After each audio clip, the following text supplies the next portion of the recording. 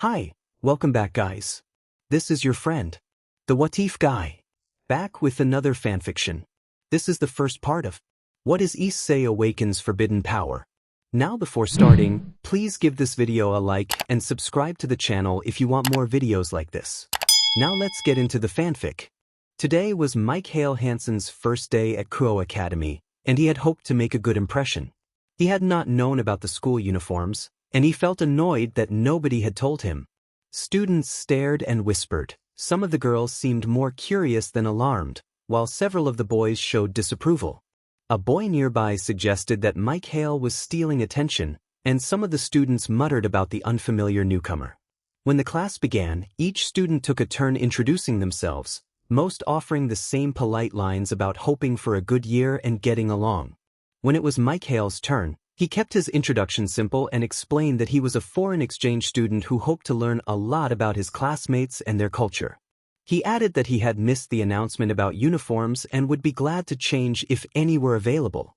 The teacher told him where to pick one up after school. Mic-Hael watched his classmates carefully as introductions continued. He made a few quick impressions of them and filed them away as a form of entertainment. One student in particular caught his attention, Issei Awakens. Issei introduced himself and caused an uproar of whispered comments and surprised reactions from the girls. He blushed, sat down, and denied whatever they were implying. He seemed odd and a little isolated, with spiky brown hair and dark eyes, and was shorter than Mic-Hael. Mic-Hael remembered feeling like Issei once, lonely and overlooked back in middle school. He called to Issei across the room and offered a brief word of encouragement, telling him not to let the others get to him. Issei looked blank for a moment, then smiled and thanked Mic-Hael, saying he seemed like a nice person. Mic-Hael nodded and returned to his seat, pleased at having made a small connection. After school, Mic-Hael went to the student council room to pick up his uniform. He entered when invited and found a young woman sitting behind a desk with several other students gathered around. She had a slim figure, black hair, violet eyes, and wore glasses. She introduced herself as Sona Citri and identified herself as the student council president, explaining that she was responsible for knowing the students and overseeing the distribution of uniforms. The other council members greeted Mic-Hael warmly, which was something he was not used to. Sona rose to check the available uniforms and asked a council member to retrieve a set for him. She teased him lightly about his reasons for attending Kuo Academy, wondering whether there were other motives behind his transfer. Mic-Hael replied that his reasons were personal. A second-year student named Genshuru Saji brought the uniform and introduced himself. Saji had short blonde hair and gray eyes. Mic-Hael thanked them and said he would be going home as it was getting late. He left the school grounds feeling that the place might not be so bad after all. Over the following days, Mic-Hael slowly adjusted to his surroundings. His social skills remained awkward. He preferred to work alone and often sat by himself at lunch, which deepened his outcast reputation. One afternoon, a student approached Issei and explained that upperclassman Rias had asked to find him. Issei responded with a bristling remark and an annoyed tone. Matsuda and Motohama, Issei's other friends, reacted with surprise, while Mic-Hael thought about how he had come to know Issei and the others. He remembered that he had been welcomed into their small group despite differences in personality. The three had a rough reputation, and he had been the exception. Mic-Hael reflected that their reputations and his own were low by most standards, and that had suited him fine, but he sensed that something was beginning to change. Mic-Hael overheard a group of students in the hallway talking about a handsome, popular boy who had recently been seen with Issei and a girl named Rias, and the conversation left him uneasy. Matsuda snapped about Issei, and Motohama adjusted his glasses with equal irritation. Mic-Hael asked Matsuda and Motohama for details about Rias and what she wanted with Issei. The two boys expressed disbelief that he had not heard of Rias, explaining that she and another girl were two of the most admired students at Kuo Academy. They confirmed that Rias appeared to have some business with Issei. Mic-Hael mused that something did not add up. If Issei had suddenly become popular, why had they not noticed the change? Matsuda suggested spying and going undercover, and Motohama proposed spreading rumors to embarrass Issei. Both agreed that rumors would teach him a lesson. Mic-Hael decided to follow the first option. He felt confident in his ability to go unnoticed despite some bittersweet feelings about being overlooked. When Mic-Hael asked where he might find Rias, Matsuda urged caution but pointed toward the area where Rias and her club usually met. Motohama explained that they belonged to the Occult Research Club, an enigmatic group whose activities and meeting place were not widely known. Mic-Hael resolved to follow them and learn more. He excused himself and headed toward where Issei had last been seen. A student outside the campus pointed him in the direction of the woods, saying that Issei and Yuto had gone that way. Mic-Hael hurried into the trees and soon found an abandoned school building. He hid behind some bushes and watched as Issei and a well-groomed boy entered the structure. Mic-Hael moved stealthily to the entrance and slipped inside. He listened carefully and heard voices coming from upstairs. He climbed the stairs and followed the sounds down a long corridor until he reached a door from which the voices came. A female voice instructed someone to hand out pamphlets by the end of the day. A second voice, unmistakably Issei's, responded that distributing pamphlets would be easy and that he would quickly become the center of attention. The conversation turned quiet, and a student named Kaneko was called to the room. When the door opened, a white-haired girl with hazel eyes and a petite, expressionless face appeared in the doorway. Her stillness gave her an unsettling presence. Mic-Hael panicked and bolted for the stairs, but the girl moved with surprising speed. A small hand gripped the back of his shirt, holding him fast. No matter how he struggled, he could not pull free. Kaneko spoke in a flat tone as she held him, and then she propelled him into the room, where he tumbled to the center of the floor. Several students looked up in surprise. One member noted that they had a visitor and wondered what to do with him. Another voice questioned the decision, and Issei called out in recognition of Mic-Hael. Dazed from the fall, Mic-Hael struggled to clear his head and prepared to defend himself. A female club member observed with amusement that he wanted to fight. Mic-Hael found himself surrounded by students he did not recognize, with Yuto and Issei among them. He insisted that he did not want any trouble. A voice from behind him replied that the club members felt the same. Mic-Hael turned and saw a figure sitting behind a desk. She had blue-green eyes, but her most unique feature was her crimson-red hair. Rias Gremory introduced herself as the president of the Occult Research Club and smiled, then identified the members gathered with her. Yuto Kiba returned the greeting politely. Akino Himejima smiled and gave a refined, pleasant greeting. Kaneko Tuju offered a flat, emotionless hello. Their newest member, Haidu Issei, greeted Mic-Hael with a shy, embarrassed hello. Mic-Hael Hanson introduced himself as a second-year student at Kuo Academy and said it was a pleasure to meet them. After the introductions, Rias asked why he had been spying on the club. Mic-Hael, calmer now, explained his curiosity about Issei being taken out of class and his desire to know more about the club. Rias smirked and explained that the club's purpose was to make the school a better place by helping however they could. When Mic-Hael asked how one joins, Rias explained that membership was exclusive to students who met certain standards. Akino supplied the criteria of loyalty and commitment to the school, and Rias expressed relief that that answered the question.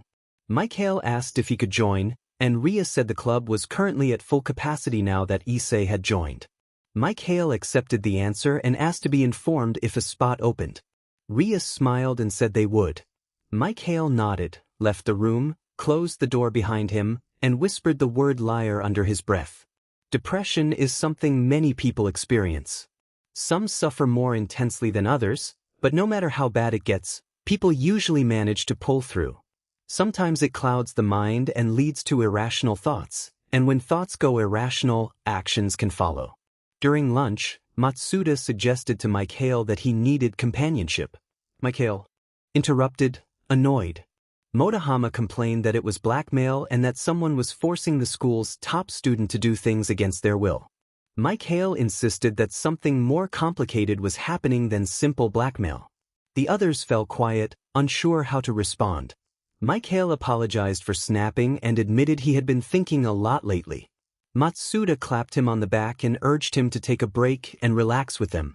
Mic-Hael refused the invitation to join one of their late-night movie viewings. Motohama shrugged and returned to his food.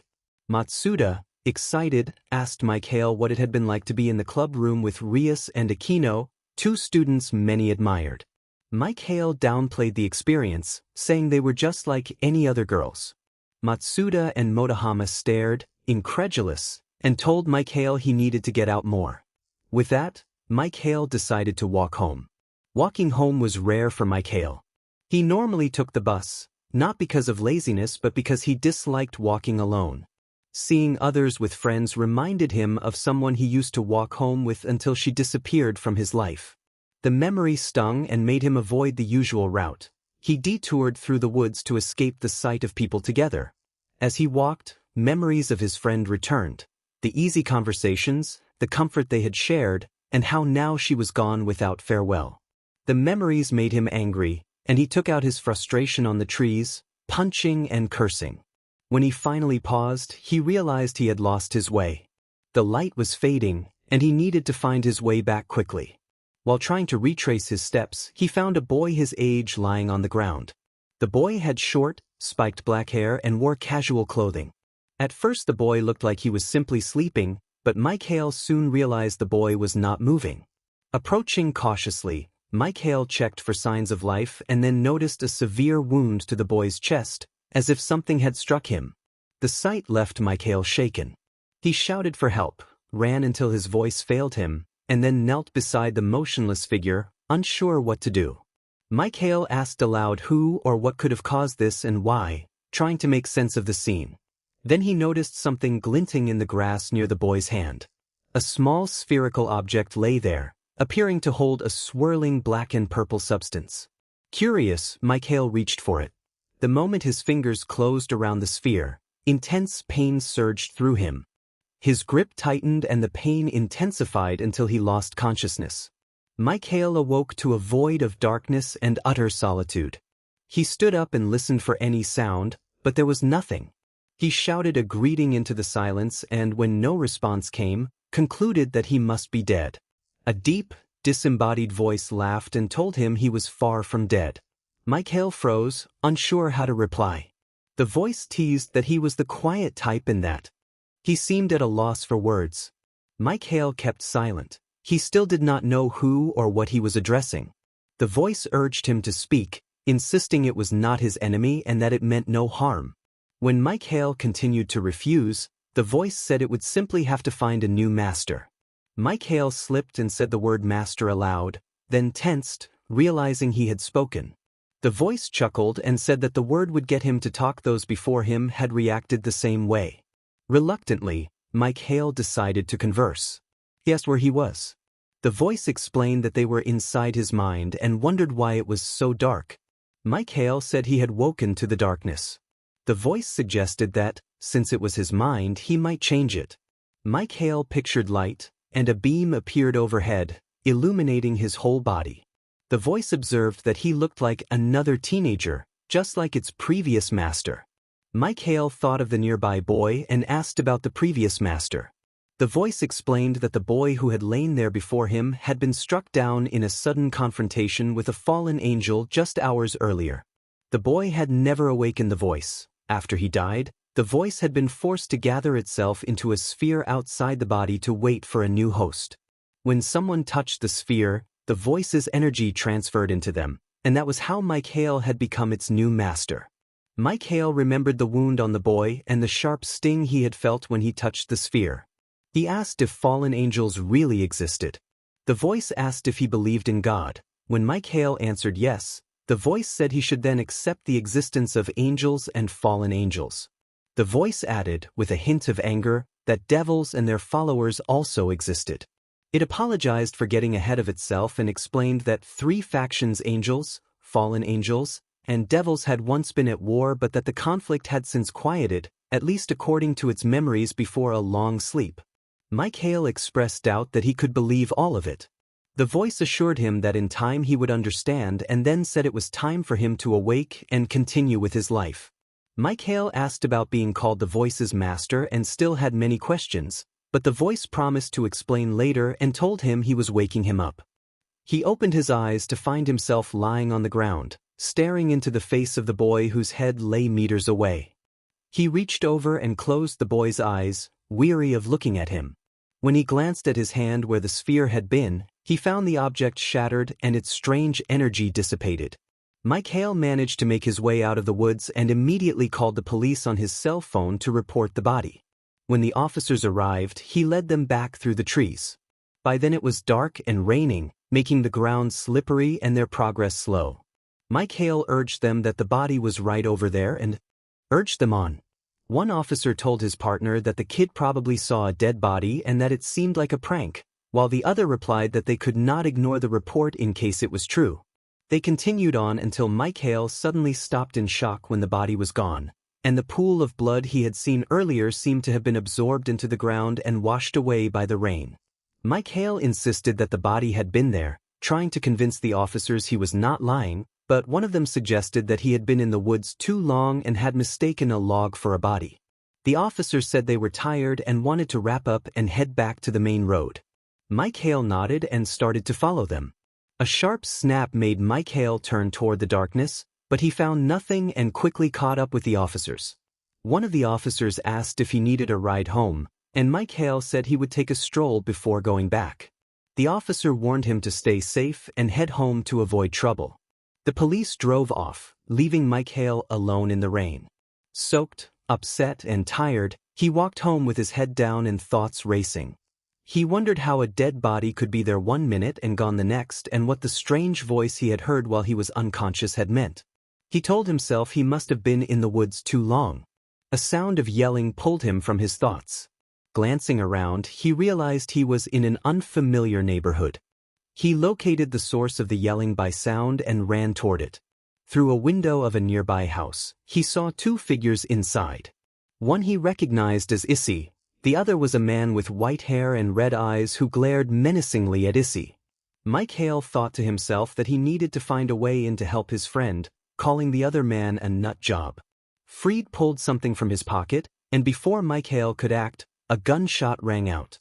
Mic-Hael heard Issei grunt and hurried to the window, fearing the worst. He saw Fried holding a smoking gun pointed at Issei and a sword in his other hand that emitted a beam of pure light from the hilt. Fried announced that the bullets were made of pure light, a weakness for devils, and prepared to finish Issei. Before Fried could close in, a young girl suddenly appeared and leaped in front of him, taking a cut to her shirt as she shielded Issei. The girl, Asia, pleaded for him not to hurt Issei and argued that Issei had done nothing to deserve such treatment. Fried sneered and reminded her who she was defending, insisting that Issei was a devil and deserved punishment. Asia reacted with shock at the label, then turned her attention to something on the wall. Mic-Hael, watching the confrontation, caught sight of what hung there. A man suspended upside down and motionless, bound to the wall in a brutal display. The sight made Mic-Hael look away, unsettled. Fried taunted that the man had gotten what he deserved for making pacts and welcomed Asia to what he called the real world. Asia tried to argue that Issei was not a bad person despite his transformation, but Fried struck her with the butt of his gun to silence her. He said he could not kill her because she was valuable and that he would keep her alive for later use after dealing with Issei. Issei rose and assumed a fighting stance, vowing not to let Fried harm Asia while he still breathed. Fried responded by preparing to attack, declaring his intent to change that. Then a glowing red pentagram appeared on the floor beside Issei. 3 figures formed from the light, revealing members of the Occult Research Club. Kaneko, Akino, and Kiba stood there, with Kiba wielding a sword, all smiling as if they had arrived at just the right moment. Kiba said they had arrived in time to help. Fried, startled by their sudden appearance, recovered and laughed, taunting that there were more devils to kill as he prepared to engage them. Fried felt the day was getting better and launched at Kiba with his lightsword, clashing with Kiba's blade. Kiba said that he could not allow Fried to kill Issei today. They jumped apart, Fried smiling as he taunted Kiba with crude humor that was left unsaid. Kiba, smiling back, noted such vulgar language from an exorcist and asked whether Fried was a stray. Fried laughed and claimed that the church had only held him back and that now he was free to do as he pleased. A familiar voice then asked whether Fried should be turned to ash. Mic-Hael looked up to see a crimson-haired girl in the doorway Rias, and the tension rose at her sudden arrival.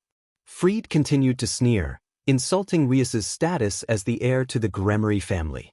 A sudden blast tore a hole in the wall beside Mic-Hael and wrecked the fence outside. Mic-Hael turned to the damage and then back to Fried, who was rubbing his head as if nothing had happened. Rias warned that she would not miss next time and urged Issei to leave. Issei stood and looked at his friend Asia, who was still lying on the floor, and insisted that he would not leave without her. Asia blushed at his concern. Rias pulled on Issei's arm and said that Asia could not be taken through the teleportation circle because she was from the church. Asia reassured Issei that she would be fine and asked them to meet again. With that, Issei and the rest of the occult research club vanished in a flash. Fried, standing by the hole in the wall, expressed disappointment that his plans had been interrupted and hinted at further violence before he was struck from behind and knocked unconscious. Mic-Hael stood over him, having used a brick to stop him, and then examined the two weapons Fried had carried during the standoff. The weapons were unfamiliar and not the kind sold locally. The lights word had a button that, when pressed, produced a humming blade of pure light. Mic-Hael activated it and accidentally sliced a nearby lamp post as he experimented. Finding the weapons intriguing, Mic-Hael turned the lights word off and pocketed both items. Then approached, dressed in her nun's habit and looking worried. Mic-Hael admitted that he had taken the weapons so Fried could not hurt anyone else, and so the girl would be safe. He looked at Fried and then at an unconscious person slumped against the wall, shaking his head. Asia insisted that she would be all right and that no one would harm her. Mic-Hael, however, found that hard to believe, especially regarding Fried, who had threatened her in a way that left her shaken. Asia replied that she believed Fried had not truly meant what he had said and that God would not allow such harm. Mic-Hael reflected that God worked in strange ways and that people were given only what they could bear. Asia responded with agreement and a smile, and Mic-Hael felt a brief flush of embarrassment. Mic-Hael said he could not simply leave Asia there, thinking of how worried Issei had looked when he left. Asia brightened at the mention of Issei and asked if Mic-Hael knew him. Mic-Hael acknowledged that they had once been close but no longer were. When Asia asked what had come between them, Mic-Hael pointed toward the spot where the pentagram had appeared and where the occult research club had departed, indicating that the club and its activities had driven a wedge between them. Asia asked whether he believed in devils, and Mic-Hael remarked that he had been hearing the word a lot lately and was skeptical. Asia explained that devils were one of 3 factions in their world, as real as angels and fallen angels. Mic-Hael expressed disbelief, saying that while he believed in God and his angels, the rest seemed implausible. He suggested the explosion might have been a bomb and urged them to leave before the unconscious young man awoke. He began to walk away, then stopped when he did not hear Asia's footsteps. Asia looked down sadly and explained that she could not leave because the people here had taken her in when she had no one else. Suddenly something struck the roof, and muffled voices could be heard. Mic-Hael asked who was there and tried to remain calm. Asia panicked and warned that others had arrived and that they should get out while they could. Voices called out that they had heard the explosion and come to investigate, and Asia answered that she was fine but that Fried was unconscious and that the devils had already left. A voice behind her said that was good. Asia turned and saw a tall man in a trench coat with black angel wings. He told them it was time to go and asked for help carrying Fried to their base. They lifted Fried and carried him out of the house. Outside, 2 women with black angel wings stood waiting for them. They lifted off, carrying Asia and Fried, and flew away. Mic-Hael had been hiding in a bush and watched the whole scene in stunned disbelief, hardly able to believe he had seen actual fallen angels. He emerged from the bushes and began walking home. Mic-Hael flung his controller across the couch in frustration after the screen announced you. He muttered that he hated the game and that he had lost all his souls again. Still replaying the strange things he had seen earlier, he decided to keep playing for a while to distract himself. The screen flashed "You died" once more and he swore, then gave up and declared he was going to bed. He stormed to his room, brushed his teeth, washed his face, and crawled under the covers. He complained that the day had been nothing but trouble and hoped tomorrow would be quieter. He yawned and fell asleep. A familiar deep, distorted voice called his name and asked if he could hear it. Mic-Hael woke in darkness, rolled his eyes, and told the voice that he could not get a break from the madness. The voice laughed and insisted this was reality and something he would have to get used to if he wanted to survive. The voice said it had noticed that Mic-Hael had finally seen what it had hinted at before, but this time the voice would explain exorcists. Mic-Hael asked if the strange man they had encountered was an exorcist, recalling how Fried had tried to kill Issei. The voice explained that Fried was a rogue exorcist, someone who hunted devils and anyone aligned with them. The voice said that the man they had met had given off a strong devil aura and had probably been there for a contract. Curious, Mic-Hael asked how a person could become a devil, noting that Issei had seemed human. The voice described reincarnation. A person who died could be brought back to life as a devil by another devil, becoming bound to the one who revived them. The voice said many devils sought power and used such returns as a bargain, implying Issei had been chosen for a reason. Mic-Hael pressed for more details about the pieces the voice had mentioned. The voice explained that devils organize their followers like pieces on a chessboard, assigning roles based on abilities. Sometimes a single person required more than one piece to be transformed. The voice added that devils loved raiding games where different peerages competed, much like a game of chess. Mic-Hael admitted he was confused by the chess analogy, and the voice sighed that it was a lot to take in for someone new to the world, but promised that time would make things clearer. The voice then said it should properly introduce itself. The darkness lifted and torches kindled, floating in the air. Mic-Hael found himself in a vast cave of jagged rock with a lake and an island at its center. On the island, a large shape with glowing purple eyes stirred. The shape lengthened into a long neck, wings unfolded, a tail rolled out, and a head rose with purple fire flickering from its nostrils. Mic-Hael stared in awe and identified the creature as a dragon. The dragon introduced itself with a flourish and suggested Mic-Hael might want to sit down, since most people faint at its presence. Mic-Hael studied the dragon closely, purple irises with slit pupils, a scar across its face, rows of curved teeth, thick black scales that absorbed. The torchlight, two curved horns on its head, and armored spines running down its back to the tip of its tail. Mic-Hael observed that the dragon did not radiate the kind of aura that would inspire fear. The dragon challenged him to see what would happen if it displayed its power. It spread its wings, its eyes glowed neon purple, and a faint violet smoke curled from its mouth. The dragon breathed a pillar of purple flame toward the ceiling of the cave, a show of power that seemed endless. The intensity of the dragon's aura made Mic-Hael feel dizzy and queasy. He took a seat to steady himself and watched the display with awe. When the dragon stopped, it asked if it had succeeded in frightening him. Mic-Hael answered that the effect had been more nausea and dizziness than fear, and that it had been an impressive sight.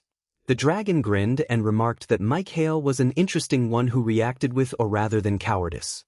Mic-Hael complimented the dragon for being a striking presence, especially one that breathed purple fire. The dragon, adjusting on the island, said it was pleased to encounter a respectful young man and then began to explain who it was.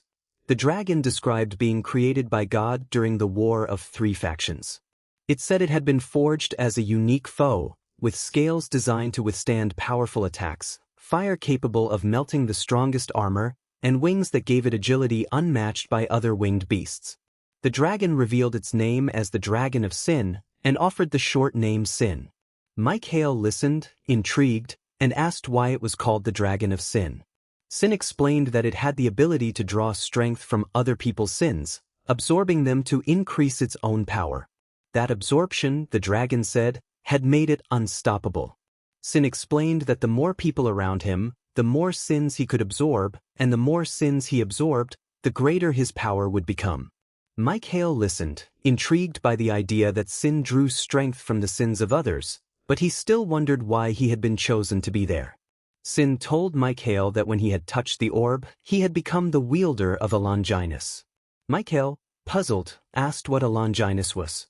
Sin clarified that a Longinus was an ultimate class sacred gear bestowed by God and that Mic-Hael now housed one. The sacred gear had transferred to him when he had touched the orb. Sin added that during the war he had disobeyed orders and continued fighting the other factions, and as punishment had been sealed within the sacred gear, the human who carried it had once had unimaginable power, and now that power belonged to Mic-Hael. Curious about how to access the power, Mic-Hael asked if there was a chant or hand sign. Sin explained that a sin was a negative, dark thing and that channeling negative emotions would summon the sacred gear. Mic-Hael allowed the memory of his parents favoring his brother, of being bullied, and of losing his friend Issei to the popular crowd to surface. The negativity swelled into anger, and he felt something appear on his right arm.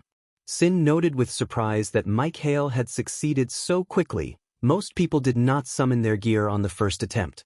Mic-Hael examined his arm and found a black gauntlet with inward curving spikes and a purple jewel over the back of the hand.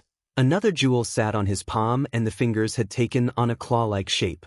Sin identified it as the mortal sacred gear and spoke with admiration. Mic-Hael then asked how he could absorb sins. Sin cautioned that there were no sins to absorb yet and that training was necessary. Sins could only be absorbed once the sacred gear evolved into its balance breaker form. He explained that a balance breaker was an evolved state triggered by strong emotions, covering the wielder in a special armor Sin's armor and granting even greater power. Sin warned Mic-Hael not to let the power corrupt him, and reminded him that although sin was negative, it did not have to be used for evil. Mic-Hael asked what would happen if he used the power for dark ends. Sin answered that such a path would lead to death like the others who had fallen to corruption, but that the choice was Mic-Hael's alone. With that, Sin ended the conversation and Mic-Hael woke up. Morning light filtered through the window and Mic-Hael realized he was late for school. He hurried through a quick routine, choosing casual clothes after finding his uniform still wet from the rain, a black t-shirt under a black trench coat, black jeans, and black shoes. He combed his hair flat to cover one eye, a style he usually disliked but that morning made him feel confident. He grabbed his bag and ran toward the academy, hoping to arrive before first PRD ended. At the school gate, Mic-Hael saw a group of 4 teens, 2 boys and 2 girls who seemed to be waiting for him. One of the boys stepped in front of him and blocked his path, accusing him of trying to enter a private school as if he belonged there. Mic-Hael realized his casual clothes made him stand out and began to explain that his uniform had been soaked the night before, leaving him no choice but to dress casually. The boy dismissed his explanation and jeered at Mic-Hael, treating him with hostility. The other boy shouted that they were not his friends and struck him, delivering a blow to his midsection. The 2 girls laughed at the display. The first boy demanded to know why Mic-Hael was really there and accused him of lying. Mic-Hael pushed himself up, still stinging from the hit, and reiterated that his clothes had been soaked on his way home from the same school. The boys mocked him, calling him names and ridiculing his trench coat. They rifled through his bag and, finding only books and supplies, tossed it into a nearby bush. One of the boys then took the money he found and handed it to the girls, gloating. Embarrassed and angry, Mic-Hael barely contained his emotions. In an impulsive reaction, he struck back with a quick, decisive move that sent the boy who had taken his money sprawling to the ground, gasping. A tense silence followed. The girls and the other boy gasped as Mic-Hael punched their friend in the gut. The other boy charged at Mic-Hael, screaming a crude insult, but Mic-Hael dodged, put out a foot, and sent him sprawling.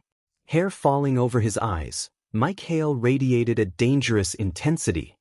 He crossed to a nearby tree, broke off a large branch, and dragged it back toward the 2 boys. The 2 girls fled, shouting for help.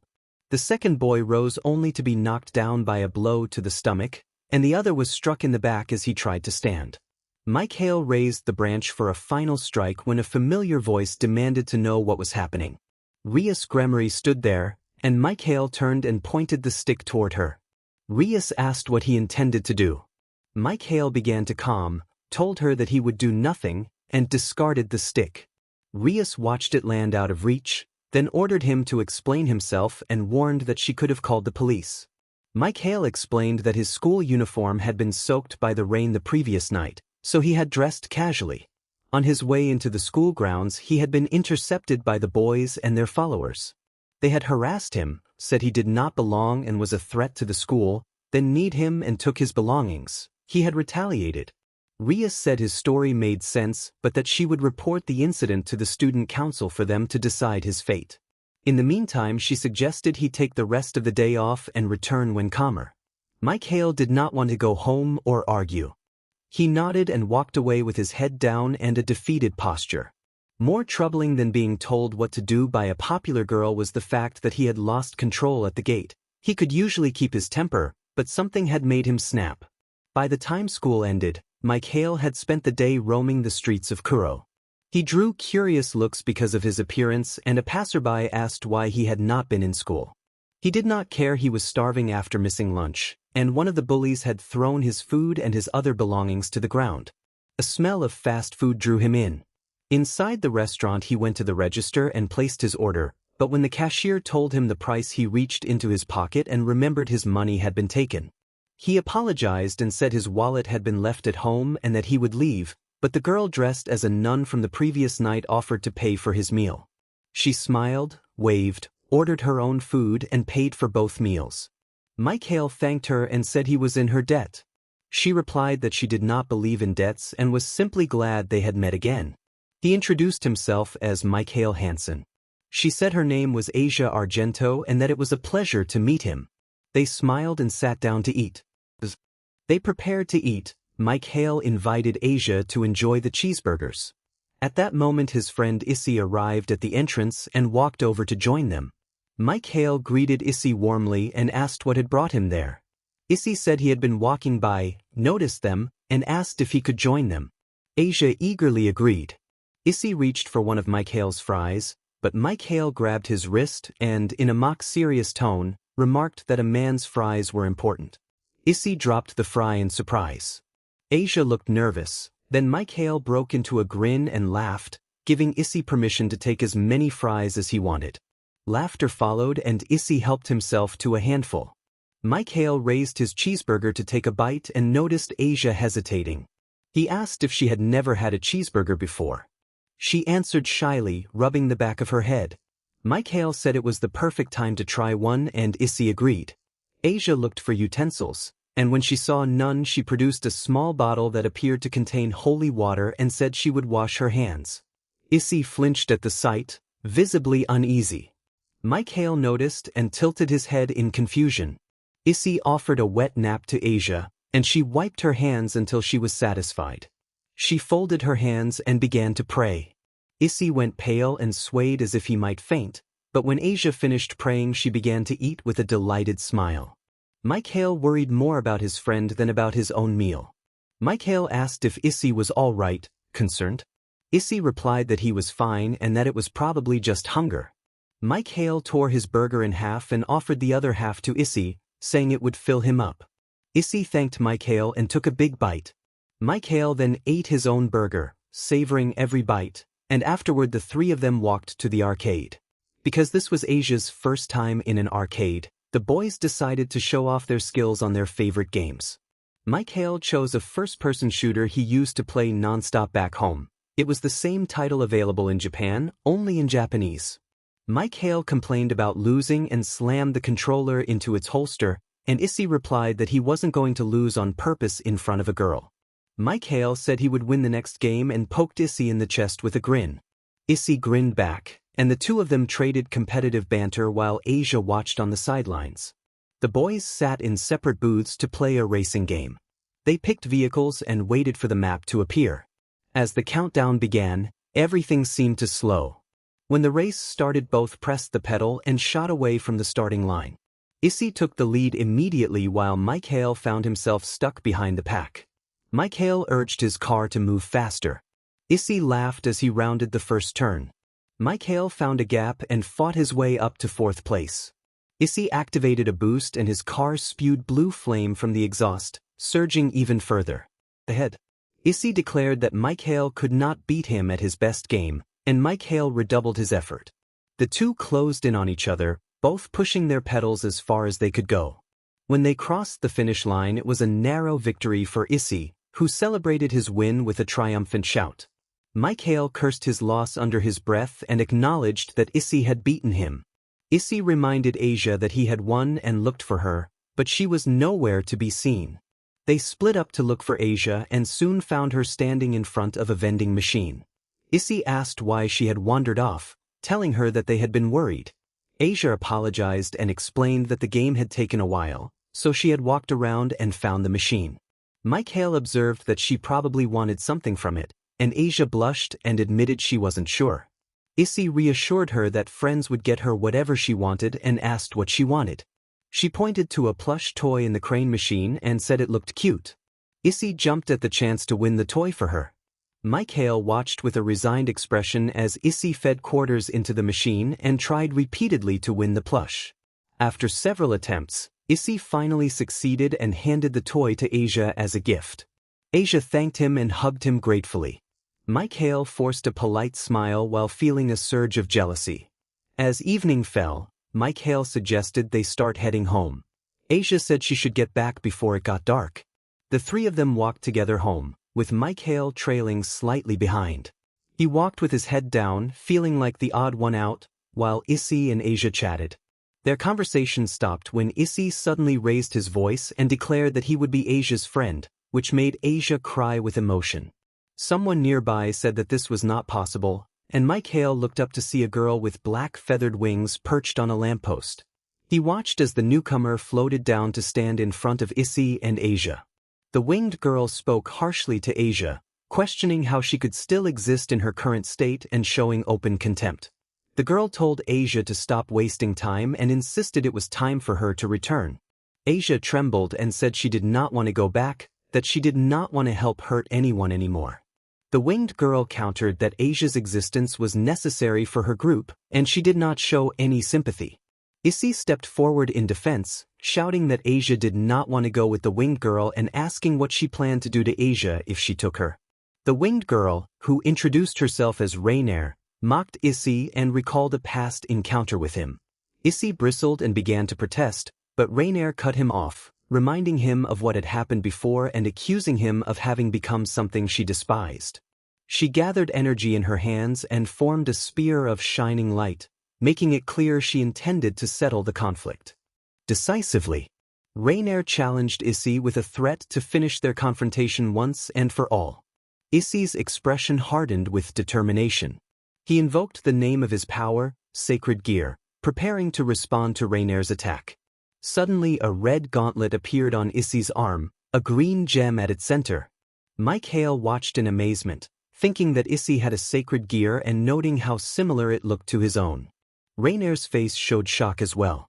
Issei ordered Asia to step back and took a defensive stance. Rainier dismissed the gauntlet, sneering that the Hand of Dragon was not exceptional and that a lower-class devil like Issei could not frighten her. Issei examined his new gear and then activated it, prompting the gauntlet to announce a boost. He and Asia rushed toward Mic-Hael, who remained motionless and thoughtful. He snapped out of it when a spear of light struck Issei. Issei collapsed to the ground beside Asia. Asia placed her hand on Issei and a bright light washed over him, closing the wound in seconds. Rainier demanded Asia return with her and formed another spear of light. Issei vowed to send Rainier away. Mic-Hael watched from the shadows, deciding to stay out of the fight for now. Asia stood and walked toward Rainier. Rainier ordered her to come closer, and Issei cried out in horror as Asia reached Rainier's side. Rainier tried to comfort Asia, promising that after the ceremony her pain would end. Issei, desperate, declared that as friends he could never abandon her and that he would protect her. Asia said goodbye to Issei as Rainier lifted her into the air. Issei dropped to his knees in disbelief. Mic-Hael decided it was time to make his appearance but planned to pretend he had been searching for them the whole time. He hurried over to Issei and acted surprised to have just found him, asking where Asia had gone. Issei looked up at the sky and told Mic-Hael that Asia was gone. Mic-Hael glanced at Issei's arm and noticed the sacred gear was gone. He then looked at his own dark black gauntlet, its purple gems mesmerizing, and allowed Issei to walk away alone while he committed to finding where Asia had been taken. Mic-Hael searched in the direction he had seen Asia carried off, intending to remain unseen if he found them. He searched high and low with no sign of Asia or the fallen, and was about to give up when a sudden crash sounded nearby. He followed the noise, trusting his instincts. Meanwhile, at an old church, Rias praised Issei for creating a hole in the wall where a familiar fallen girl lay unconscious. Aquino glanced at the damage and worried about the state of the church. Issei, out of breath, sat on the ground and asked if their actions would be a problem. Rias reminded them that the church was a place where angels and fallen angels resided and that destroying it could have consequences. Kaneko dragged an unconscious Rainier inside, and Rias suggested they wake her. Aquino splashed water on Rainier, who instantly awoke and attempted to speak defiantly. Rias told Rainier that no reinforcements would come because she had erased them. Rainier reacted in disbelief when Rias produced 3 black feathers, symbols that made Rainier go pale. Rias explained that she had intervened after hearing rumors and had confronted the others directly. Aquino added that, after their conversation, the others had revealed everything, including that Rainier's plan had been independent. Kiba noted that Rias was the daughter of a household associated with destruction and was considered a genius by some devils. Aquino added that Rias was known as the crimson-haired princess of ruin. Rias pointed out that Issei's sacred gear had been overlooked and identified it as the Crimson Dragon Emperor's gauntlet. She explained that, by human world standards, the gauntlet doubled the user's power every 10 seconds and, if mastered, could challenge even gods. Issei marveled at his gauntlet and the ability to increase his power with each boost. Rias cautioned him that he had been fortunate because his opponent had let her guard down, and she warned him that others would not be so forgiving. Rias praised Issei as a worthy servant and said she would cherish him more.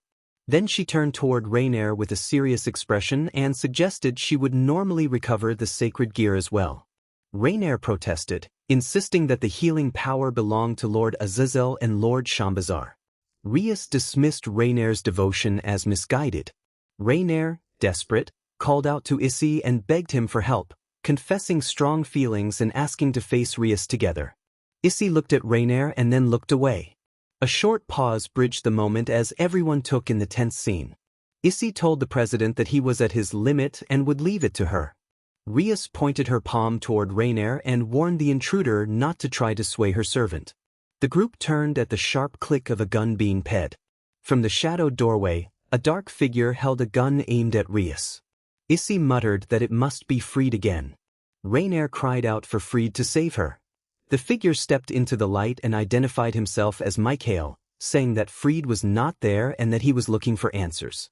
Issei's eyes widened in recognition when he saw Mic-Hael. Mic-Hael stood with Freed's gun, outwardly calm but visibly nervous. His original intention to rescue a friend had become something more urgent. Rias lowered her hand and asked Mic-Hael why he was pointing a gun at her and her friends. Mic-Hael replied that he had been on a rescue mission for his friend Asia and indicated Rainier as someone involved.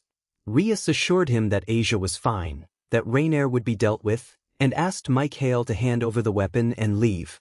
Mic-Hael refused and demanded answers about what he had seen. Kiba stepped forward but stopped when Rias signaled him back. Rias began to approach Mic-Hael, noting his trembling hand, and Mic-Hael warned that he would shoot. Rias continued forward, telling him he would not. Mic-Hael scowled and told her not to underestimate him. When Rias stood directly in front of the barrel, she asked what he wanted to know. Mic-Hael ground his teeth and recounted what he had witnessed at the park: a fallen angel throwing light spears at Issei, Asia healing Issei's wound, Rainier flying off into the night with Asia, and Issei wielding his sacred gear. He demanded to know who or what they were. Rias sighed and admitted the situation had been revealed. She decided to show him their true nature, and bat-like devil wings appeared from the backs of the group, Issei included. Mic-Hael reacted in shock as the people he had seen as ordinary humans transformed into devils. He began to lower the gun involuntarily. Rias noticed and seized the opportunity, directing Kiba to act. Kiba vanished and reappeared behind Mic-Hael, pressing the flat of his sword gently against Mic-Hael's neck and ordering him to drop the weapon. Mic-Hael surrendered, kicking the gun aside and raising his hands. Mic-Hael admitted that the turn of events had been unexpected. Rias stepped closer and observed that he had let his guard down. She had expected him to be too stunned by their revelation to act. Mic-Hael, standing at the mercy of the crimson-haired leader, thought that the dragon's warnings about 3 factions might have been true. Rias considered what to do with him. Issei appealed to her, asking the club president to spare Mic-Hael and promising that he would keep their secret. Mic-Hael resigned, said they could do as they wished with him. Suddenly, Kiba shouted for the president to move and tackled Rias to the ground as a spear of light streaked through the room. Rias reacted instantly, unleashing a powerful beam that struck Rainier. Rainier vanished in a flash of light, leaving behind only a glowing orb.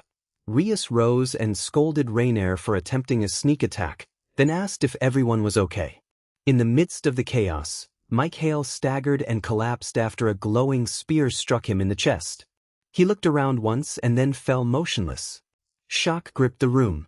Issei ran to Mic-Hael and stood over him, tears streaming down his face.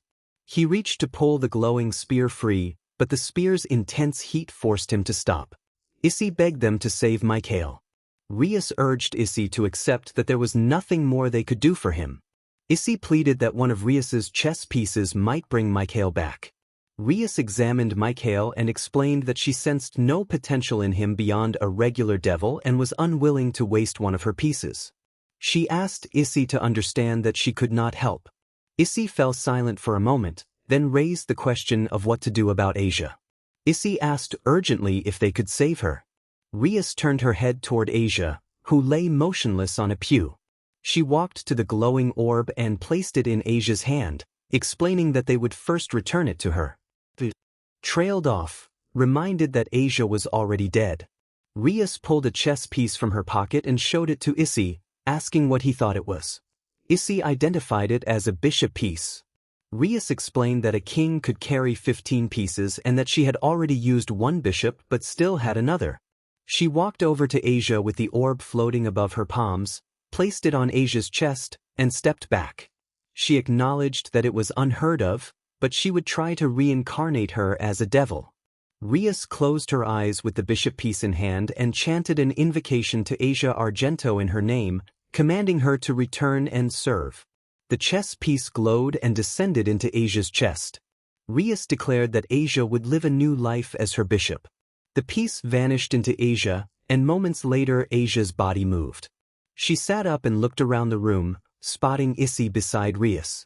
Issei ran over, full of joy, and embraced the newly reborn devil as a grateful friend. Asia blushed and returned the embrace. Issei suggested they go home, and the two friends stood and headed off toward their homes, leaving the rest of the club members in the church. Rias told the others to head home as well.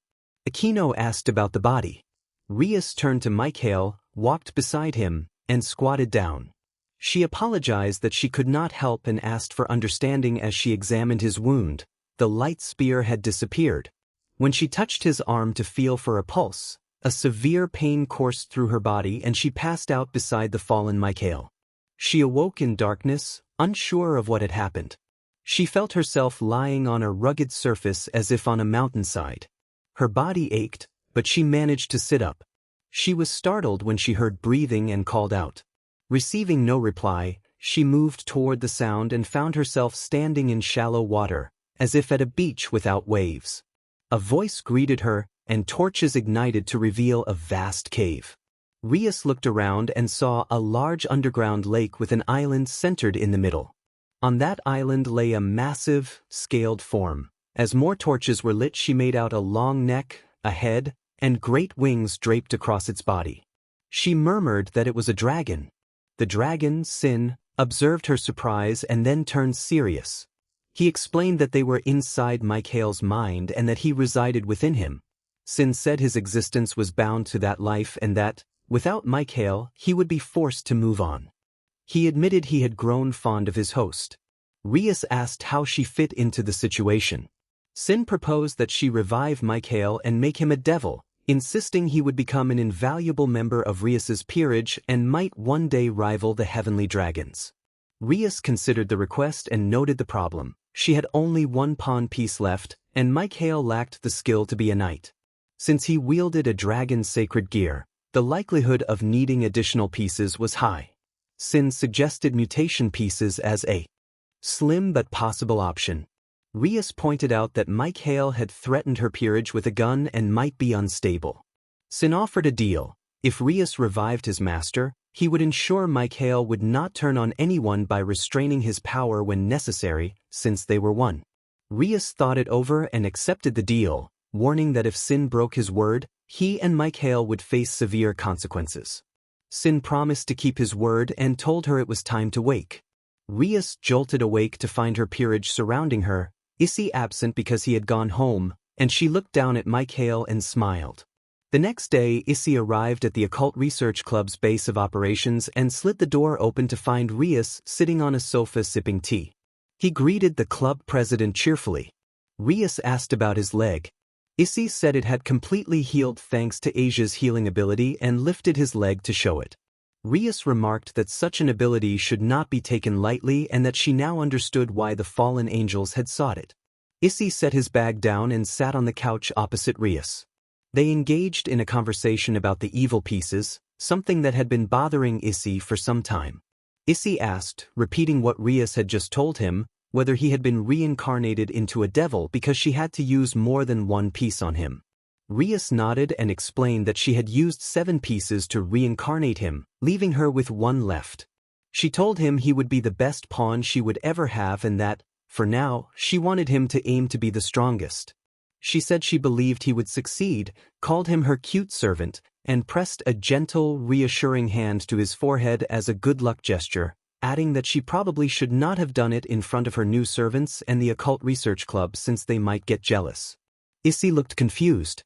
Rias noticed and smiled, then said she would like to introduce him to the newest members of the club. At the far end of the room, a single figure stepped out of the shadows.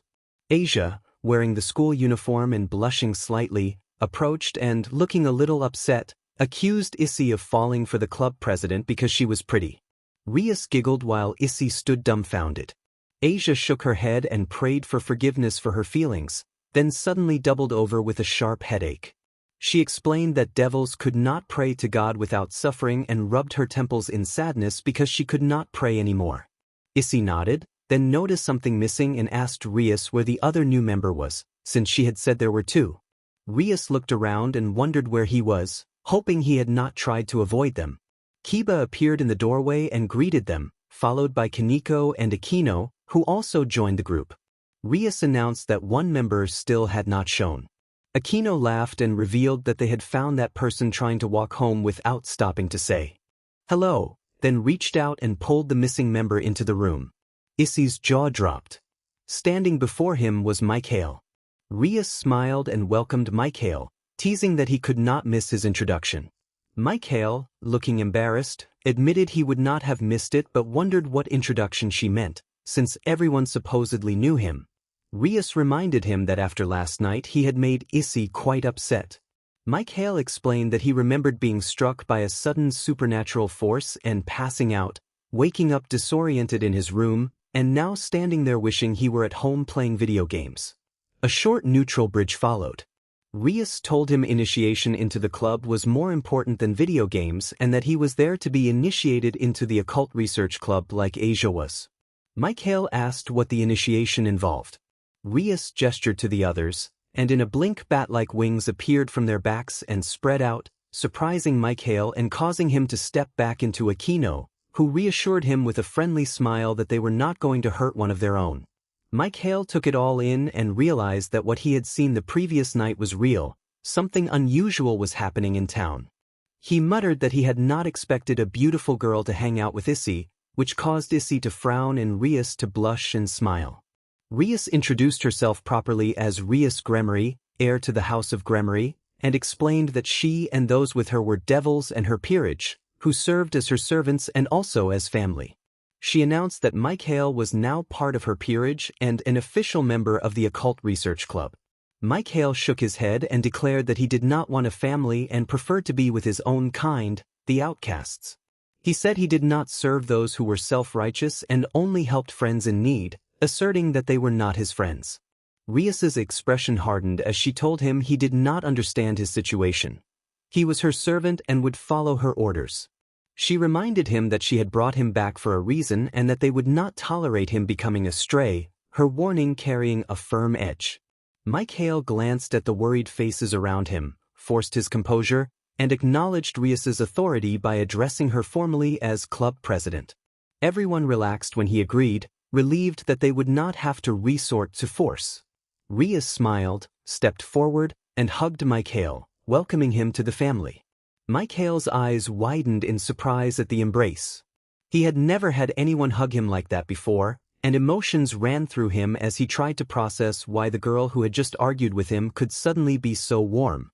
After a few seconds, Rias released him and looked at Mic-Hael. Rias told him not to fight ever again, reminding him that they were family now and that family members should not hate one another as she looked into his eyes. Mic-Hael, still thrown off by the hug, nodded and looked down at the ground. Rias then put her hands on her hips and announced to the rest of the group that, now that that was settled, they should celebrate the new recruits with a party and that she had prepared a cake for the occasion. Issei went a little wild over the homemade cake and passed out thin slices to the others so he could keep most of it for himself. Mic-Hael declined a piece, preoccupied with observing everything around him, noting behaviors and personalities, studying each person closely. When he reached Rias, he was surprised to see her sitting on the couch with a sad expression. He wondered what could be bothering her. Issei suddenly dropped his cake and started eating it off the ground, which caught Mic-Hael's attention and made him grin slightly before he slipped out the door and headed home. The next day, Mic-Hael followed his usual routine, getting up and playing games on his computer while Matsuda and Motohama were still asleep. He paused his game and went to the kitchen to make breakfast when the doorbell rang persistently. Annoyed, he opened the door to find Rias standing there with a grin, dressed in workout clothes. Rias told him that she wanted him to come train with Issei so that both of them could become as strong as possible for the future. Mic-Hael looked at her, annoyed and incredulous, and insisted he did not want to waste his day off on pointless training. Rias reminded him that, as his king, she expected him to train and noted their earlier reconciliation and the terms they had agreed on.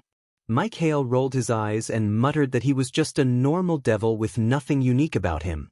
Rias leaned in and said that when she revived him she had sensed something unusual about him, though she allowed she might be mistaken and he might not possess anything special. Mic-Hael demanded to know how she could know such a thing, but Rias only smiled and asked whether he wanted to train and become stronger or stay home and remain weak and powerless. After a moment of thought, Mic-Hael admitted he really had no choice and agreed to go. Rias grabbed his arm and pulled him down the street toward Issei's house. When they arrived, Issei was still asleep. Rias, crossing her arms and pouting, remarked that it was typical for a boy to keep a girl waiting. Mic-Hael picked up a rock and tossed it at Issei's window to wake him. The glass shattered, and Mic-Hael stared at the broken window with a worried face. Issei looked out in surprise, and Mic-Hael immediately blamed Rias. Rias protested the accusation, and the two bickered until Issei climbed down and joined them. Mic-Hael snickered at Rias's annoyed expression, then took a rock to the head when Issei playfully tossed it back, leaving him with a sore bump. Issei glared from the window, chastising Mic-Hael for trying to blame Rias, and then hurried down.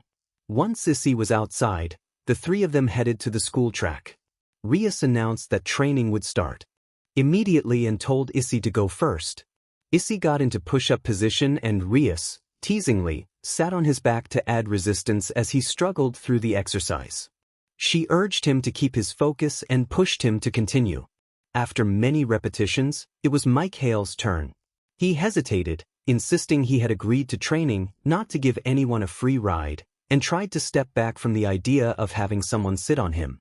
Rias teased him about feeling embarrassed by the attention, and Mic-Hael protested that he simply did not want to be touched while training. Issei, exhausted but encouraging, urged Mic-Hael on. Rias reassured him it would be fine and that he should do a few hundred push-ups and be finished. Mic-Hael sighed and took his position. Rias sat on his back in a playful, non-intrusive way and complimented his posture, encouraging him that he might do as well as Issei. Mic-Hael began his push-ups. After reaching 50, Mic-Hael began to falter, his posture sagged and his movements slowed. Rias noticed and gave him a light, friendly tap to motivate him. Mic-Hael shouted in surprise, brushing Rias off and declaring that he was done as he walked away. Rias remarked that he had been doing so well. Rias explained innocently that she had only given a light slap to motivate Mic-Hael and teased him about it. Mic-Hael narrowed his eyes and was about to respond when a voice came from behind. Asia had come rushing in wearing workout clothes and tripped, landing in front of them. Mic-Hael laughed at her mishap, which made Issei glare, though he could not hide a small smile at Asia's clumsiness. Issei helped Asia to her feet, and she rubbed the back of her head, explaining that she had wanted to help with training but had only managed to make tea. Mic-Hael picked up a cup, examined it, and drank, mentioning that although he was not usually a tea drinker, this tea was quite good. Asia blushed at the compliment. The four of them sat on a nearby bench, drinking tea and talking. Issei and Asia discussed how she could adapt to life here and the skills she might learn. Mic-Hael sat quietly next to Rias, sipping his tea and taking in the company of the two women. He had not spent much time with people like them and found he enjoyed it briefly, though he reminded himself that such moments rarely lasted and kept a distance to guard against future disappointment. After a few minutes, Mic-Hael noticed the same sadness in Rias's eyes that had been there earlier at the party. He resolved to approach her carefully. When he called her name to get her attention, Rias was startled and reacted instinctively, accidentally knocking him over in a comic, anime-style tumble. She apologized, explaining she had jumped when she was surprised. Mic-Hael waved it off and said he had only wanted to snap her out of her daydream because she had seemed unsettled. Rias stood and said they should go to Issei's house because some luggage should have arrived. Mic-Hael, still on the ground, asked what luggage this referred to, and the group set off toward Issei's home. On the porch they found several large packages that matched Rias's description. She asked Mic-Hael to call her Bucho from now on, and he rolled his eyes but asked about the luggage.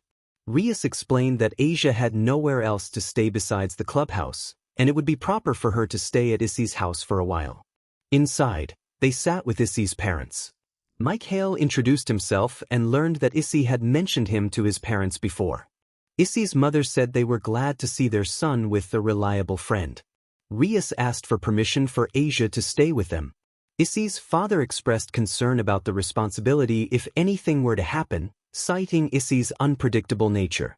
Rias suggested that Asia could become part of the family, pointing out that she trusted Issei because he had saved her and would be protective of her.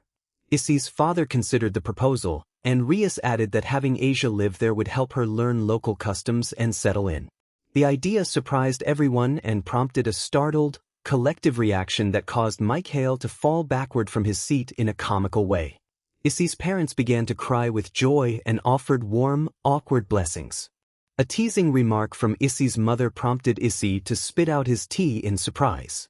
Issei's father hurried to Asia and took her hands, asking her to look after their son, and the parents expressed their hopes that Issei would be a good guide to help her adjust. Rias asked Issei to take care of Asia and help her become familiar with Japanese culture, and Issei's father enthusiastically welcomed the arrangement. Issei's mother made another teasing comment that set the men of the house off in a light-hearted commotion.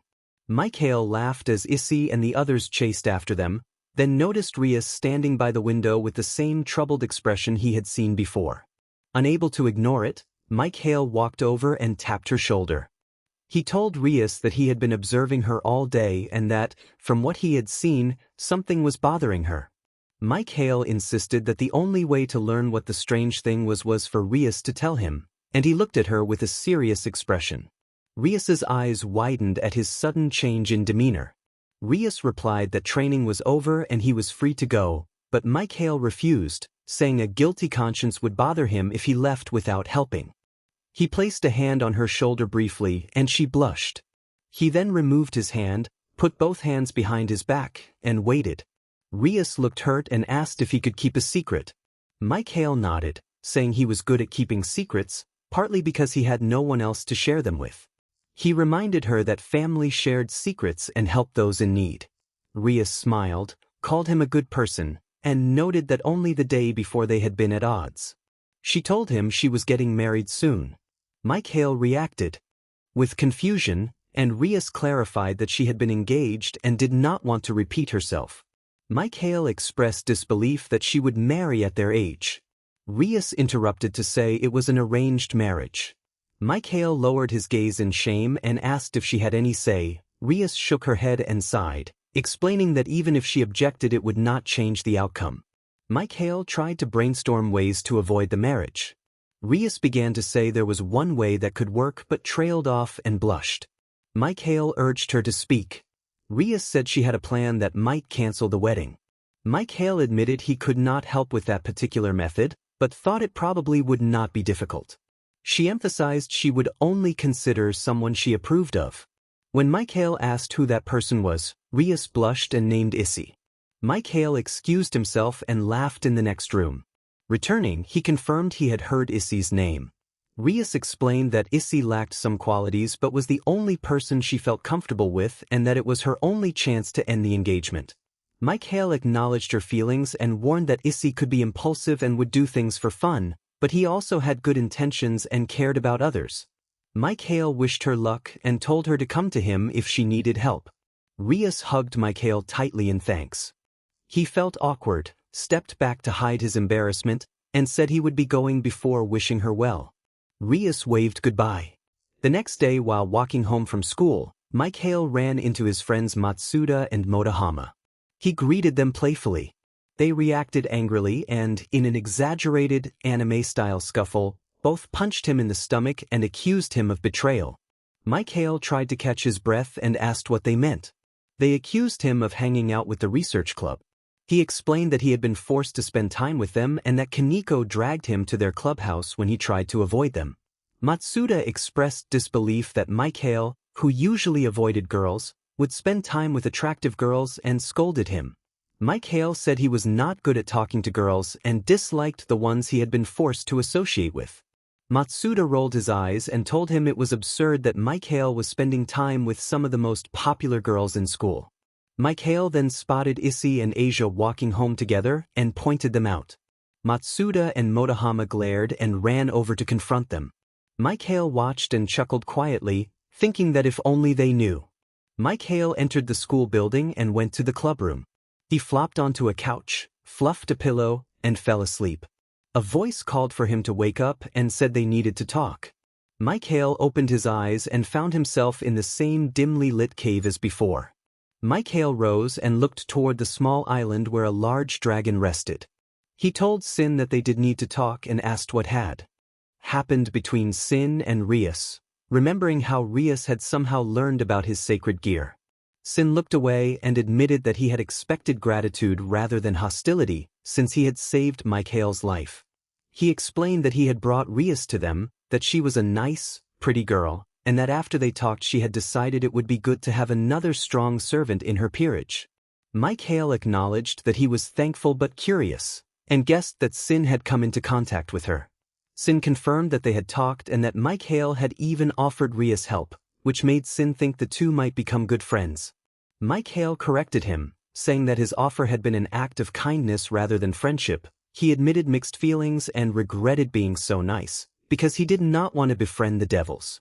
He said that once the wedding was over he planned to stop being the obliging person and to try to isolate himself, even from Issei.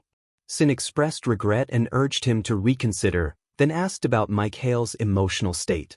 Mic-Hael reported feeling neutral as always. Sin observed that emotion could be both a strength and a weakness and, since Mic-Hael was not experiencing strong feelings, he need not worry. He said he would contact Mic-Hael again and warned him to be careful, reminding him that he could not isolate himself from the devils while he was still weak and that he needed to become stronger. Mic-Hael agreed and said goodbye.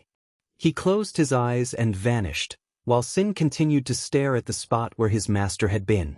Sin reflected that he had lied about not knowing Mic-Hael's emotional state because he had wanted to hear it from him directly.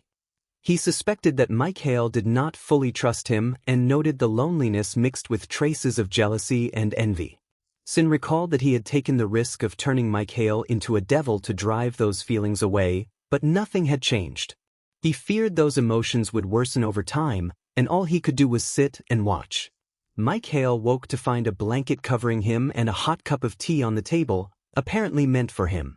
He tossed the blanket aside, sat up, and noticed Kaneko sitting across from him, eating snacks.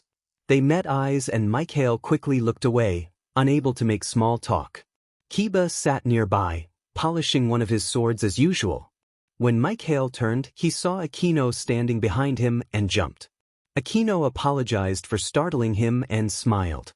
Mic-Hael asked why she had been standing there, and she explained that she had seen him get up and wanted to greet him, offering a pleasant good afternoon. Mic-Hael returned the greeting awkwardly and then noticed Rias seated at her desk with her head resting on her hand, looking dazed. Mic-Hael understood why and worried about how to help her. He berated himself for saying things to her that had led to this complication and feared his guilt would compel him to help. Issei entered the room, announcing their return, with Asia beside him. Mic-Hael remained quiet, staring at the now cold tea. Issei called Rias, and when she did not respond he raised his voice, which snapped her out of her daze. Rias apologized for dozing off and proposed that they begin the meeting. Mic-Hael tried to pass the time by dozing, but Rias rapped the table to wake him and gave him a stern look, telling him that now was not the time to sleep and that it was time for him and Asia to make their debut. She said that while Mic-Hael might normally hand out flyers, she trusted him to handle contracts. Issei explained that collecting contracts would increase Mic-Hael's power and rank, but that Mic-Hael would first have to fulfill the needs of the human who summoned him. Mic-Hael sighed, saying this would be interesting and that he could only imagine what kinds of tasks the contracts would require. Issei recounted an experience involving someone who had been cross-dressing, which made Mic-Hael laugh and prompted Issei to remark that all they really had to do was spend time with the people they contracted with. Rias confirmed that Mic-Hael must fulfill whatever the summoners asked of him, just as Issei had said, and noted that Kaneko often cosplayed during her contracts. Kaneko nodded at Mic-Hael, who returned a weak smile. He would have preferred to avoid the contract, but he accepted it. Rias then asked Aquino to test whether Mic-Hael and Asia could teleport. Aquino agreed and approached Asia, placing a hand on her forehead. A small glow appeared and faded after a few seconds. Aquino reported that Asia was fine for teleportation and that her magical power might even surpass both Rias and Aquino. Rias expressed hope that she could make good use of Asia as a bishop and turned to Mic-Hael to see if he could access teleportation. Mic-Hael stood and approached Aquino. Aquino greeted him with a warm smile and gently guided his head to face her. She reassured him that he need not worry and that everything would be all right. She performed the same brief process she had used on Asia, which took only a few seconds. Aquino reported that Mic-Hael seemed able to use the teleportation circle but that she could not detect any magical power in him, and she offered to try again. Rias replied that it would not be necessary and that, in time, they would draw out whatever power Mic-Hael concealed. For now, they would give the others their first contracts and see how things went. Mic-Hael sat back down on the couch to await his first assignment and noticed Issei muttering to himself. Issei suddenly stood up and objected loudly to the idea of Asia going on a mission alone, insisting that he would not allow it because he was worried about her safety. Mic-Hael rolled his eyes, thinking Issei hypocritical. Issei often excused his own behavior while policing others. Rias asked Kaneko to assist Asia on her first contract. Kaneko nodded and walked over to Asia, offering a small snack, which made Asia smile. Aquino then held up a device with 2 screens, scrolled through a list, and announced that she had found a suitable request for the 2 of them. She handed them the coordinates, and a teleportation circle appeared beneath them. Their bodies glowed and they vanished in an instant. Mic-Hael watched their departure with quiet curiosity. Rias then told Mic-Hael that he was next and asked Aquino to find him a suitable assignment. Aquino scrolled through her tablet and smiled as she found one. She instructed Mic-Hael to step onto the pentagram and wished him luck on his first assignment. Before Mic-Hael could ask any more questions, a bright light surrounded him.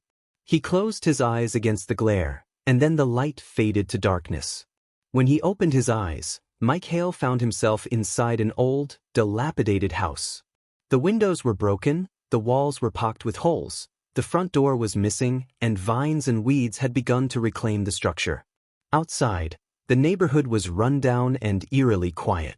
After a quick look around, Mic-Hael headed for the doorway, but a figure materialized in front of him and blocked his path. The man in the doorway warned that strangers were not welcome and that they did not take kindly to trespassers.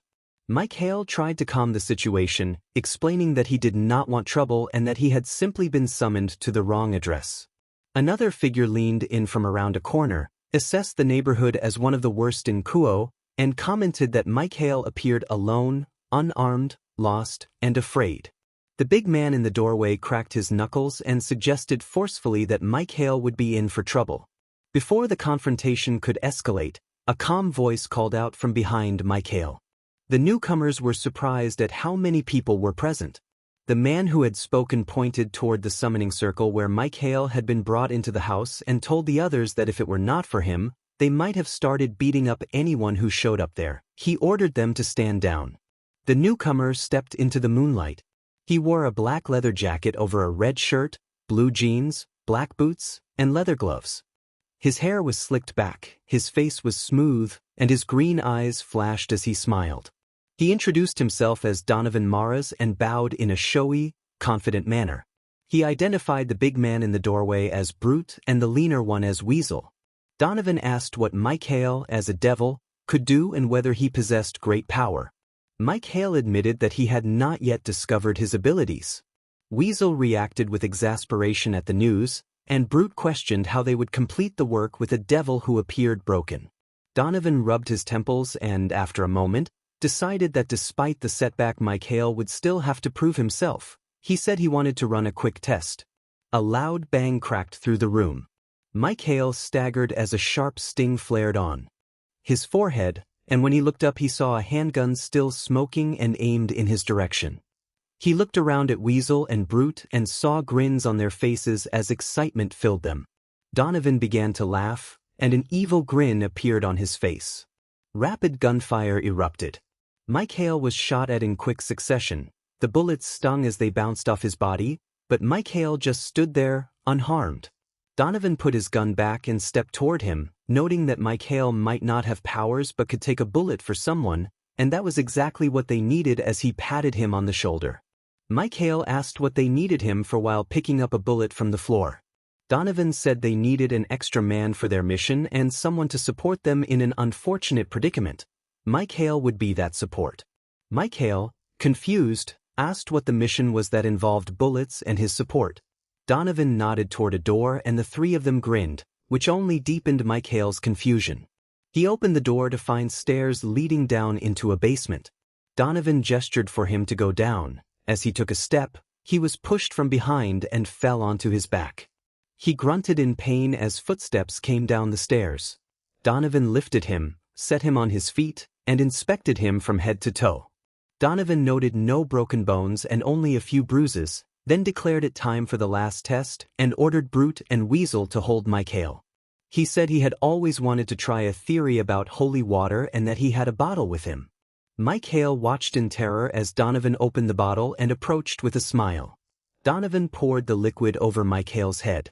The liquid reacted violently on contact, producing an intense burning sensation that singed his hair and damaged his skin.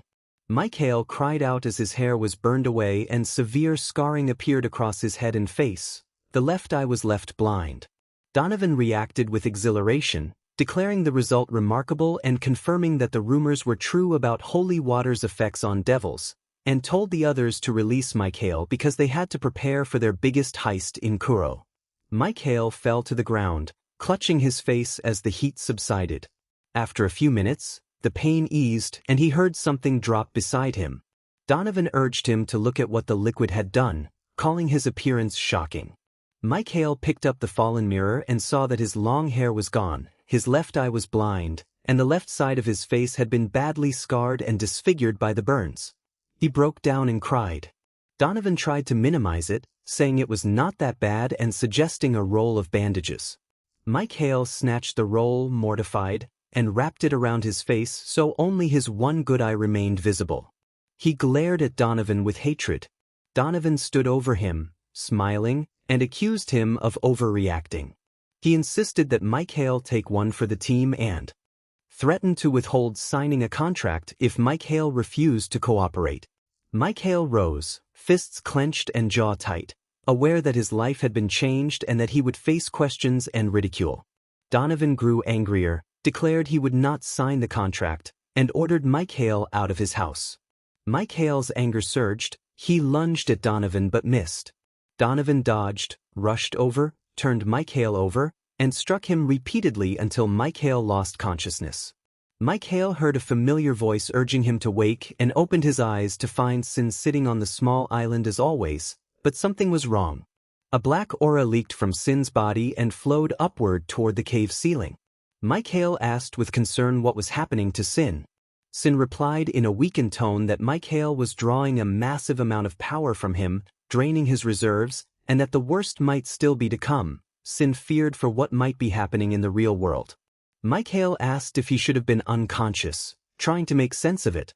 Sin explained that Mic-Hael's subconscious remained connected to reality and now had control of his body, and that Mic-Hael's anger and hate had reawakened his sacred gear, causing the reserved power in Sin to be depleted. Sin looked up into the endless sky and explained that he had hoped to use the power if the other ever found himself in danger, but now it seemed the other had more control over him than Sin had expected. Without Sins to fuel that power, Sin said he was the only source left. For the moment they would have to wait and let the other's subconscious take control. The other asked what the subconscious would do out there, and Sin warned that it would bring only destruction to everything around it. Back in reality, Brute leaned against a wall and wondered aloud what was taking Mic-Hael so long, saying that it should not be that hard to deal with a child when shown the task. Weasel, lighting a cigarette, suggested Mic-Hael was probably taking his time and having a bit of fun. A sudden thud from the basement made both men look toward the door. They hurried to check the source and called for the others to move, but fell silent when they looked down the steps and saw Donovan held up against the basement wall at Mic-Hael's mercy. They drew their pistols and opened fire, the bullets glancing off Mic-Hael's skin without effect. Mic-Hael's focus remained on Donovan, whose breath was already coming in shallow gasps. When Weasel and Brute ran out of ammunition, Mic-Hael ended the struggle in an instant and tossed Donovan's body aside. A dark gauntlet manifested on his arm. The two men shut and locked the basement door and fled toward their car. Brute slammed a car door and ordered them to get out immediately, insisting there was no time to argue. Weasel shouted about Donovan, but Brute countered that Donovan was already dead and that they would be next if they did not leave. Brute reversed the car violently, took out a mailbox and sped away. A blast destroyed the front of the house, leaving only the rear standing. Mic-Hael stood where the locked door had been, inspecting his hand after punching it. Wood lay scattered across the yard and street. He stepped into the road just as headlights bore down on him and the driver lost control. The car smashed into the wreckage and came to a ruined stop. The shaken driver killed the airbag, stumbled out, and ran to the front to look for the person he had hit. He found Mic-Hael standing there, masked and unharmed, gauntlet arm pressed against the crushed hood. With enough force to peel it away, Mic-Hael lifted his hand and began to approach the man. The driver stammered in terror and begged to be left alone, but Mic-Hael seized the man. A shadowy mist flowed from the man's head into the gauntlet, and Mic-Hael cried out as pain surged through him. In the neighborhood, a couple returned home, the man joking that his wife was too tired from work and caring for the children to notice his nightly absences. Hours later, Mic-Hael uttered the word that represented the man's sin, and the pain suddenly ceased. He discarded the man's body and continued down the street, the task completed. Hairs rose on the back of Mic-Hael's neck as a crackling flash leapt from him. He staggered and fell, his form smoking briefly before settling. Far above, most of the occult research club arrived on the scene.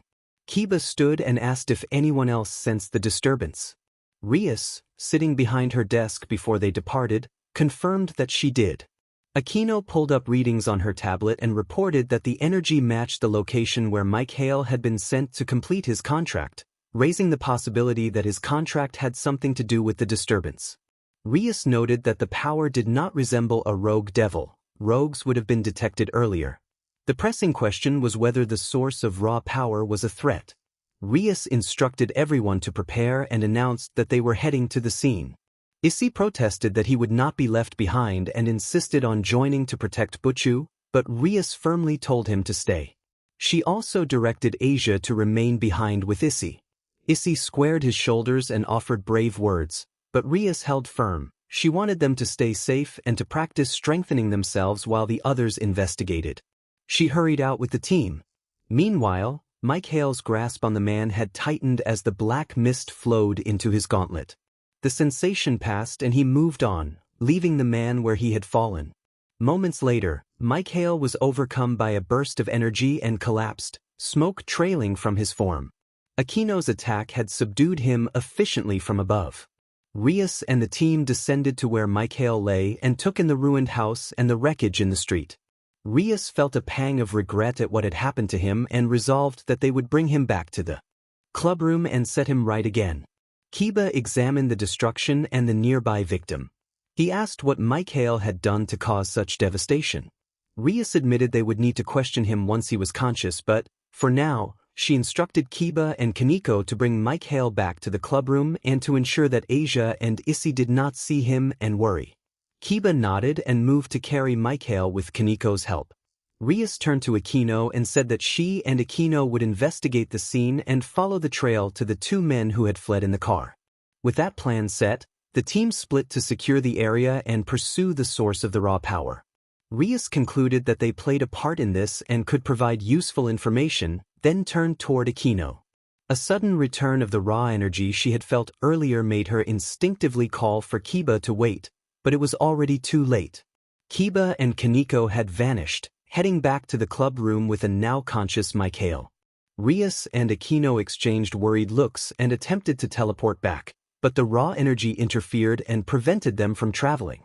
Rias cursed that they would have to return manually and hurriedly manifested wings, taking to the night sky with Aquino. At the Occult Research Club room, Asia asked Issei, who was pacing, whether he thought they were in trouble. Issei reassured her that Rias and Aquino were stronger than both of them combined and that they should be able to handle whatever came their way. Asia confessed frustration at being left behind and her desire to prove her strength to Bucho, recalling a past fight with a rogue devil she had survived. Issei reminded her that they did not yet know the full situation and that they should be worried about Mic-Hael, since he had been sent on the mission.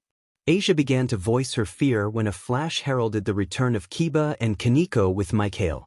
Issei demanded an explanation, and Kiba quickly replied that this was not the time for questions and that they needed to secure whoever or whatever had been involved until Bucho and Aquino returned. Kiba bent to pick up Mic-Hael and instructed the others to stay back for now, promising they would explain everything once it was safe. Kiba mentioned that Aquino had knocked whatever they were dealing with out in one strike. Then Issei noticed that Mic-Hael's eyes were open. In an instant, Mic-Hael sprang up and struck Kaneko hard enough to send her against a wall. Kiba drew a sword and moved to intervene, but Mic-Hael caught the blade mid-swing. Shadows and raw energy gathered along the edge of the sword as power radiated from Mic-Hael, and Kiba recoiled in alarm. Mic-Hael let out a low, unsettling laugh, freed the sword, and seized Kiba by the throat. A violent surge of unnatural energy rushed through Kiba, and he convulsed and cried out in pain alongside Mic-Hael. Asia rushed forward to separate them, forcing Mic-Hael to release his grip. Kiba collapsed, unconscious. Mic-Hael turned his attention to Asia and closed the distance, making her feel suddenly very small and afraid. Issei froze a few feet behind her, too fearful to move. Asia, struggling to steady her voice, asked how this had happened to him. Issei shouted for her to get away, warning that Mic-Hael might attack. Issei finally snapped out of it and yelled. Mic-Hael turned sharply to face Issei, who stepped back.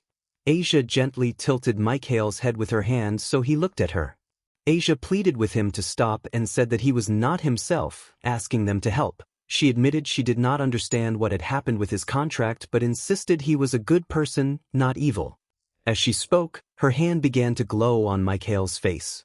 His scars began to fade and within seconds his face was fully healed. He touched the side of his face and felt the newly formed skin. Issei watched in amazement at Asia's power. Issei then found the strength to walk over to Asia and stand beside her. Mic-Hael looked around at the damage and at Kiba and Kaneko, who were injured. Issei moved to comfort Mic-Hael but then froze when the hairs on the back of his neck rose. He shouted a warning and pushed Asia out of the way as a crackling bolt of energy struck Mic-Hael. Mic-Hael convulsed with a surge of electricity and then collapsed unconscious. Rias and Aquino ran into the room. Rias rushed to Mic-Hael's side and asked if everyone was all right. The others responded, and Kaneko pried herself off the wall. Rias blamed herself for the chaotic scene, saying she should not have sent him out alone. Aquino reassured Rias that she had no way of knowing what would happen and placed a hand on her shoulder. Rias hovered her hand over Mic-Hael and hesitated, then explained that she needed to speak with someone who could explain what had happened. She admitted she had kept something secret and had been waiting for the right time to tell them. Issei asked what she meant. Rias revealed that the reason she had revived Mic-Hael as a devil was not for Issei's sake but because of something that resided within him. She said that when she touched Mic-Hael and passed out that night, her mind had been sent into his, where she had encountered a presence called Sin. Asia asked what Sin was. Rias explained that Sin was a dragon living inside Mic-Hael, similar to what resided within Issei. Inside Mic-Hael's mind, Rias had made a deal with Sin, but now Sin had apparently broken that deal and she needed to set things right. Rias demanded entry to Mic-Hael's mind so she could speak with Sin. She placed her hand on Mic-Hael and immediately fell unconscious. Rias woke in the same dark cave as before, but this time there was no visibility. Inside, Sin insisted to Gremory that the accusations were false and that everything that had transpired had been under control. Sin claimed he had never allowed Mic-Hael to use more power than necessary. Rias snapped back, pointing out that 2 humans were dead and 2 members of her peerage were injured, and said that if that was control, she did not know what control was. Sin responded with a sharp laugh and then acknowledged that they now knew what Mic-Hael was capable of even at his weakest. Sin finished and Rias shook her head. Rias warned that she would not tolerate murder of the innocent or harm to fellow peerage members and reminded him of the reason he was still there. If it happened again, she would have no choice but to go back on their deal. Sin growled and asked through his teeth what would happen if it happened again. Rias looked down and said she would have no choice but to take the life she had given him. Sin answered angrily that she must have forgotten what he was, declaring himself the dragon of sin, stronger than gods and great devils. Rias interrupted with a calm, dominating reminder that he currently occupied the mind of a boy while she remained in the real world, that she exerted more control over him than he did over her, and that she also commanded another devil who bore the sacred gear of a dragon. Sin roared and attempted to leave the island to reach Rias, but an unseen force pushed him back. He raised his head, his chest flared with light, and he unleashed a blast of fire toward Rias. Rias watched with a bored expression and pointed out that she had no wish to harm a family member. She had grown fond of Mic-Hael and could not live with herself if she killed one of her own. She urged him to make the right choice and not let things get worse. Sin took a few deep breaths and agreed to monitor Mic-Hael and his power. He promised to intervene and shut Mic-Hael down if the boy's emotions spiked to dangerous levels, but said he would not restrain him in a life-threatening situation. Rias expressed relief and said she planned to train Mic-Hael as she trained Issei, then wondered how she could leave the place. Sin told her to close her eyes, and when she did, she vanished. Sin then invited Mic-Hael to step forward and explain himself. Mic-Hael walked into the light with worry written on his face. He admitted that he did not know what to do and feared another mistake could cost him his life. He considered leaving Kuo and traveling away from the trouble he seemed to cause. Sin warned that running would turn him into a rogue devil and he would be hunted, so they needed to be smarter and grow stronger together. Mic-Hael asked what they would do, and Sin grinned as he spoke of destroying their enemies from within, suggesting that Rias had not revived Mic-Hael out of affection but for his power alone. Mic-Hael objected that Sin could not be sure and that personal arguments did not prove Rias's motives. He said he would give it time and if Sin proved right later, he would go rogue. Sin accepted the decision and sent Mic-Hael back.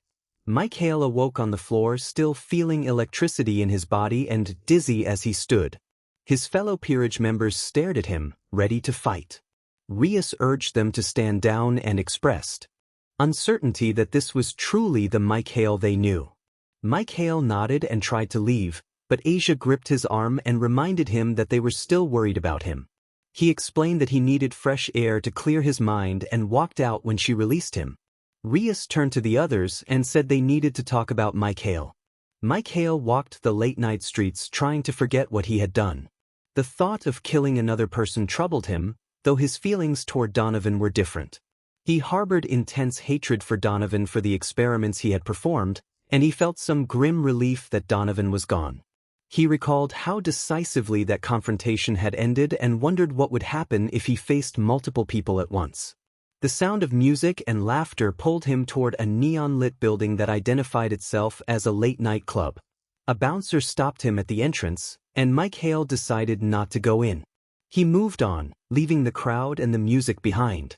He wandered the streets, weighed down by his thoughts and the uncertainty of what he had become. But what really caught Mic-Hael's eye was the woman standing in the center of it all. She was tall and striking, with dark purple hair and bangs framing neon violet eyes.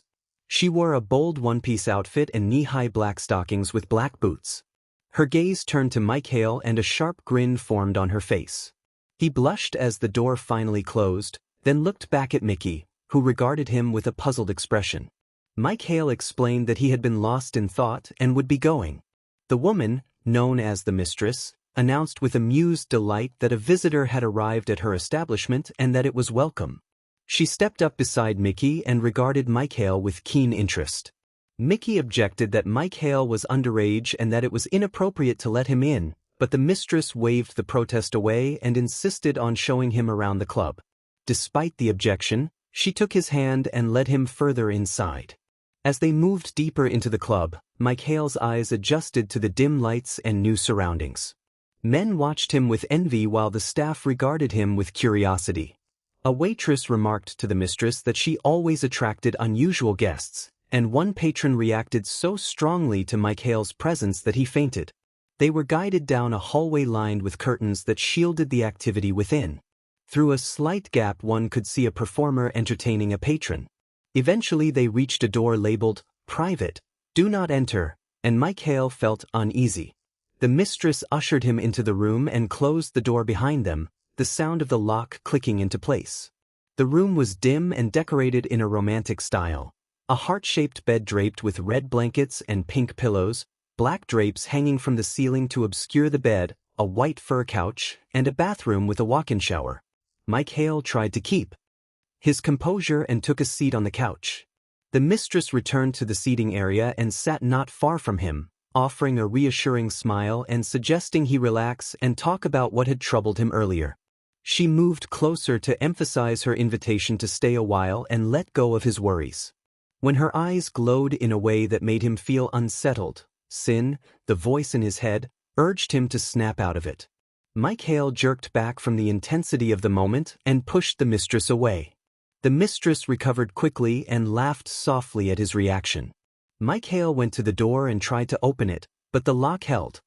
He turned to find the mistress standing with her hands on her hips. Sin warned him urgently that something about her was not right and that he needed to get away. The mistress teased him about his nervousness and the idea of inexperience, suggesting that his situation made him interesting rather than offering anything inappropriate. Mic-Hael insisted that he would not be involved with someone he did not trust and that he did not want what she seemed to expect. The mistress tilted her head in confusion at his reaction. Confusion turned into laughter as the woman doubled over, laughing for a long minute. Then everything went silent as her face tightened into something sinister, forcing Mic-Hael to back up against the door. Her appearance shifted, bat-like wings unfolded from her back, a long tail curled behind her, and two horn-like protrusions appeared above her brow. The mistress told Mic-Hael that it was about time he understood that the dragon within him had given him away, and that she had been close to taking him into her control but would now have to use force. Mic-Hael demanded how she could possibly know that. The mistress replied that she had sensed the dragon the moment he arrived and had decided she needed to claim him, then stepped toward him. Sin urged Mic-Hael to summon his gear. Mic-Hael obeyed without hesitation and the mistress squealed with delight as his gauntlet appeared on his hand. He raised his palm toward her. A beam of purple energy burst from the gem embedded in his palm and struck the mistress, propelling her through a wall and leaving a cloud of dust and rubble. Mic-Hael stared between his gauntlet and the hole in the wall, then cautiously peered outside. Sin warned him to look up. Mic-Hael obeyed and saw the mistress descending toward him. He barely rolled aside as she landed where he had been standing. When the dust settled, she stood there with parts of her clothing scorched and smoking, anger etched across her face before that expression shifted into amazement. She reacted to the blast with a thrilled exhilaration at the power, then fixed on Mic-Hael and lunged, striking him and sending him crashing into a wall. Before she could follow up, a voice announced the arrival of others. A man said they would be taking over the situation as chuckles came from his left and right. The mistress went still. As she heard a small click near her head, she recognized them as a group of enforcers who ran this district and to whom she owed money. Facing a dozen men would be dangerous even for her. She turned and was struck at the back of the head by a blunt object, collapsing to the floor. The leader warned her not to make mistakes and ordered her to stay down, calling his group to take Mic-Hael into custody. He said a man named Freed had been searching for the person who had assaulted him at a priest's home and that they had found him at last. 2 of his men moved toward the broken wall to retrieve the unconscious figure. One of the men stepped closer to the mistress. In a sudden, furious motion she sprang up, seized the weapon from him in the scuffle, and the situation escalated until the weapon discharged, striking the assailant and leaving him unresponsive. Before she could move further, the leader fired 3 shots at her. She staggered and collapsed to the floor. The leader spat and warned his men that carelessness had consequences, then ordered someone to replace their fallen comrade and help secure the boy. 2 men approached the smashed wall and lit a lighter to see into the hole, but the light revealed no one. They concluded the target was not there. The leader turned to see Mic-Hael standing calmly behind them, head bowed, breathing slow as if asleep. He stepped closer to inspect him and commented that it would be a shame when the boss ended the boy's life. As the leader reached in, Mic-Hael grabbed his arm and revealed the visible gear on his hand. Mic-Hael's gauntlet applied a brutal force that dislocated the leader's arm and sent him crying out as he clutched his shoulder and staggered back. The weapon and the leader's balance went flying in the struggle. Mic-Hael pushed himself up to the leader's level and looked him in the eyes, unflinching. Fear and anger swept over the man's face. The leader barked for his men to shoot. The other enforcers sprang back into action and opened fire. Mic-Hael raised his gauntlet with his palm facing them. The bullets they fired were inexplicably drawn toward the gem in his palm and clung there as if magnetized. While they fumbled to reload, a low hum built in the gauntlet. The stored rounds were then expelled back toward their shooters, striking them and knocking them down, unconscious or otherwise neutralized. The leader, stunned by the sudden collapse of his men, turned and found Mic-Hael standing directly behind him. Mic-Hael shoved his palm into the man's face and began a strange process of absorbing the leader's sins and weight of guilt. The man crumpled to the floor, overwhelmed and sobbing, and rolled into a fetal position. Sin commanded enough, and Mic-Hael ceased the absorption. The leader was left curled on the ground, shaking and spent. Sin warned Mic-Hael that they could not have another berserk moment while both were on probation and told him he had done well. They should go home and rest for tomorrow. Mic-Hael stood for a moment, then turned to leave but was halted by a weak hand on his sleeve. He turned to see the mistress looking up at him in a pleading manner before she passed out. After a few seconds of contemplation, Mic-Hael bent over and began tending to her wounds. When the bleeding stopped, he lifted her and moved toward the opening that led outside. Sin expressed concern at Mic-Hael's decision, noting that a succubus could be difficult to handle and that he would be careful if he were him. Mic-Hael reassured Sin that the mistress would stay with them until she recovered. He reflected that, despite her earlier behavior, she had also taken him in when he was alone and upset, and he had a feeling she was not as bad as she appeared. Sin murmured that he hoped Mic-Hael was right as they walked outside toward Mic-Hael's house. The next morning, sunlight streamed through the shades and roused Mic-Hael. He lingered on the ceiling for a moment, then glanced at his alarm and realized he had overslept. He felt no real concern about the extra sleep, but there was one thing motivating him to get up. The mistress was lying unusually close in the bed beside him. Mic-Hael gently shook her until she stirred and smiled. The mistress greeted him and remarked that the couch had been uncomfortable, and she had preferred the bed. Her attempt to hint at something behind her passed over Mic-Hael's head, and he replied with a light question about whether anything was the matter. After a moment of playful banter, Mic-Hael told her to get out of his room so he could change and head to school. The mistress smiled again in a way that made him smile in return. She stumbled into the hallway with a thud and cried out in pain as she rubbed her hip. Mic-Hael closed and locked the door, then began changing into his uniform. While she sat on the floor, the mistress thought for a moment and decided to make breakfast for him. 10 minutes later, Mic-Hael found himself at a table laid out with a typical breakfast. The mistress had dressed as a maid and explained that she could cook, so she had rummaged through the kitchen and prepared a meal.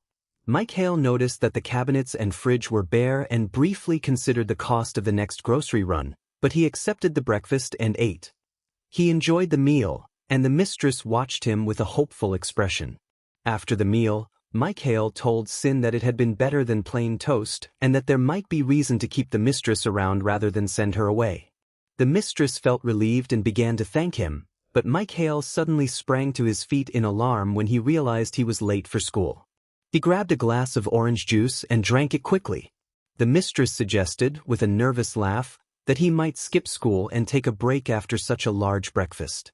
Mic-Hael objected to being called dear, reminded her that his club did not allow tardiness, and said he did not deserve any special treatment. As he moved toward the door, the mistress reached for him briefly and then let go, looking away. Mic-Hael noticed that she seemed nervous and anxious, and he asked why she looked so unsettled, saying it almost seemed as if she had done something wrong. Mic-Hael asked if the mistress had spiked his drink, then laughed as she gave a weak laugh of her own. The mistress denied it and said she was just worried about him, smiling while rubbing her left arm. Mic-Hael sighed and told her to worry about herself, then thanked her for the meal in an offhand way before turning away and walking out the door. The mistress watched him disappear with a concerned expression.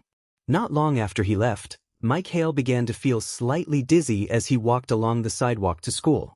He stopped to steady himself, covering his eyes and trying to shake it off. His heart beat faster and a calm feeling swept over him. A smile curved his face as the world around him blurred into a cartoonish scene. Every object seemed to wear a big smiling face and a jaunty tune began playing from nowhere. A shop window reflection showed him transformed into a cartoon version of himself. A passing car seemed to remind him that he should be heading to school, and a nearby door appeared to chide him about being tardy. Mic-Hael realized he had forgotten about school and began to run, only to have the sidewalk slide beneath him like a carpet. He finally zoomed forward, bobbing up and down in an odd dance with a fixed grin. Observers shook their heads and went about their day, leaving the drugged boy to continue on alone. Meanwhile, at the Occult Research Club, a new face had made a dramatic entrance that left Issei Awakens in shock. The newcomer was Riser Phoenix, the man intended to marry Rias Gremory and become heir to the Gremory household. Rias's annoyance at his appearance was obvious, and she loudly insisted that she would not marry him. Riser responded by asking about her family's pressure with a neutral expression.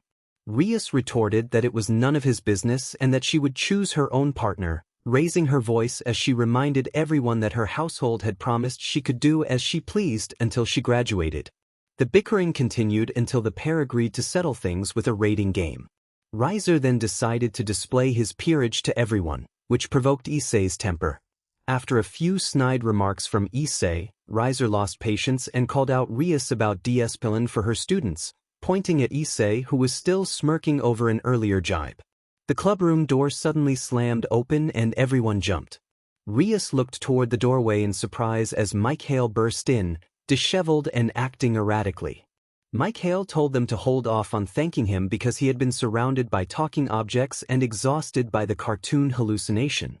He apologized for the interruption and said the strange tune was playing again. He began to dance a little, wiggling a finger as he walked toward where Kaneko stood. Before he could finish his greeting, Kaneko struck him with a single, powerful blow that sent him flying into the wall. Riser surveyed the damage, glanced from Issei to Rias, and concluded the point had been made. Issei bristled and claimed that he and Mic-Hael were more than capable of handling Riser, dropping into a defensive stance. Riser calmly instructed one of his peerage members, a young girl with blue hair and brown eyes dressed in a white jacket with a red sash beneath a red coat, to act. At that moment Issei lunged, colliding with Mic-Hael and sending both of them into the wall. Asia hurried over to help Issei through the debris as he reoriented himself and looked toward Riser and Mira.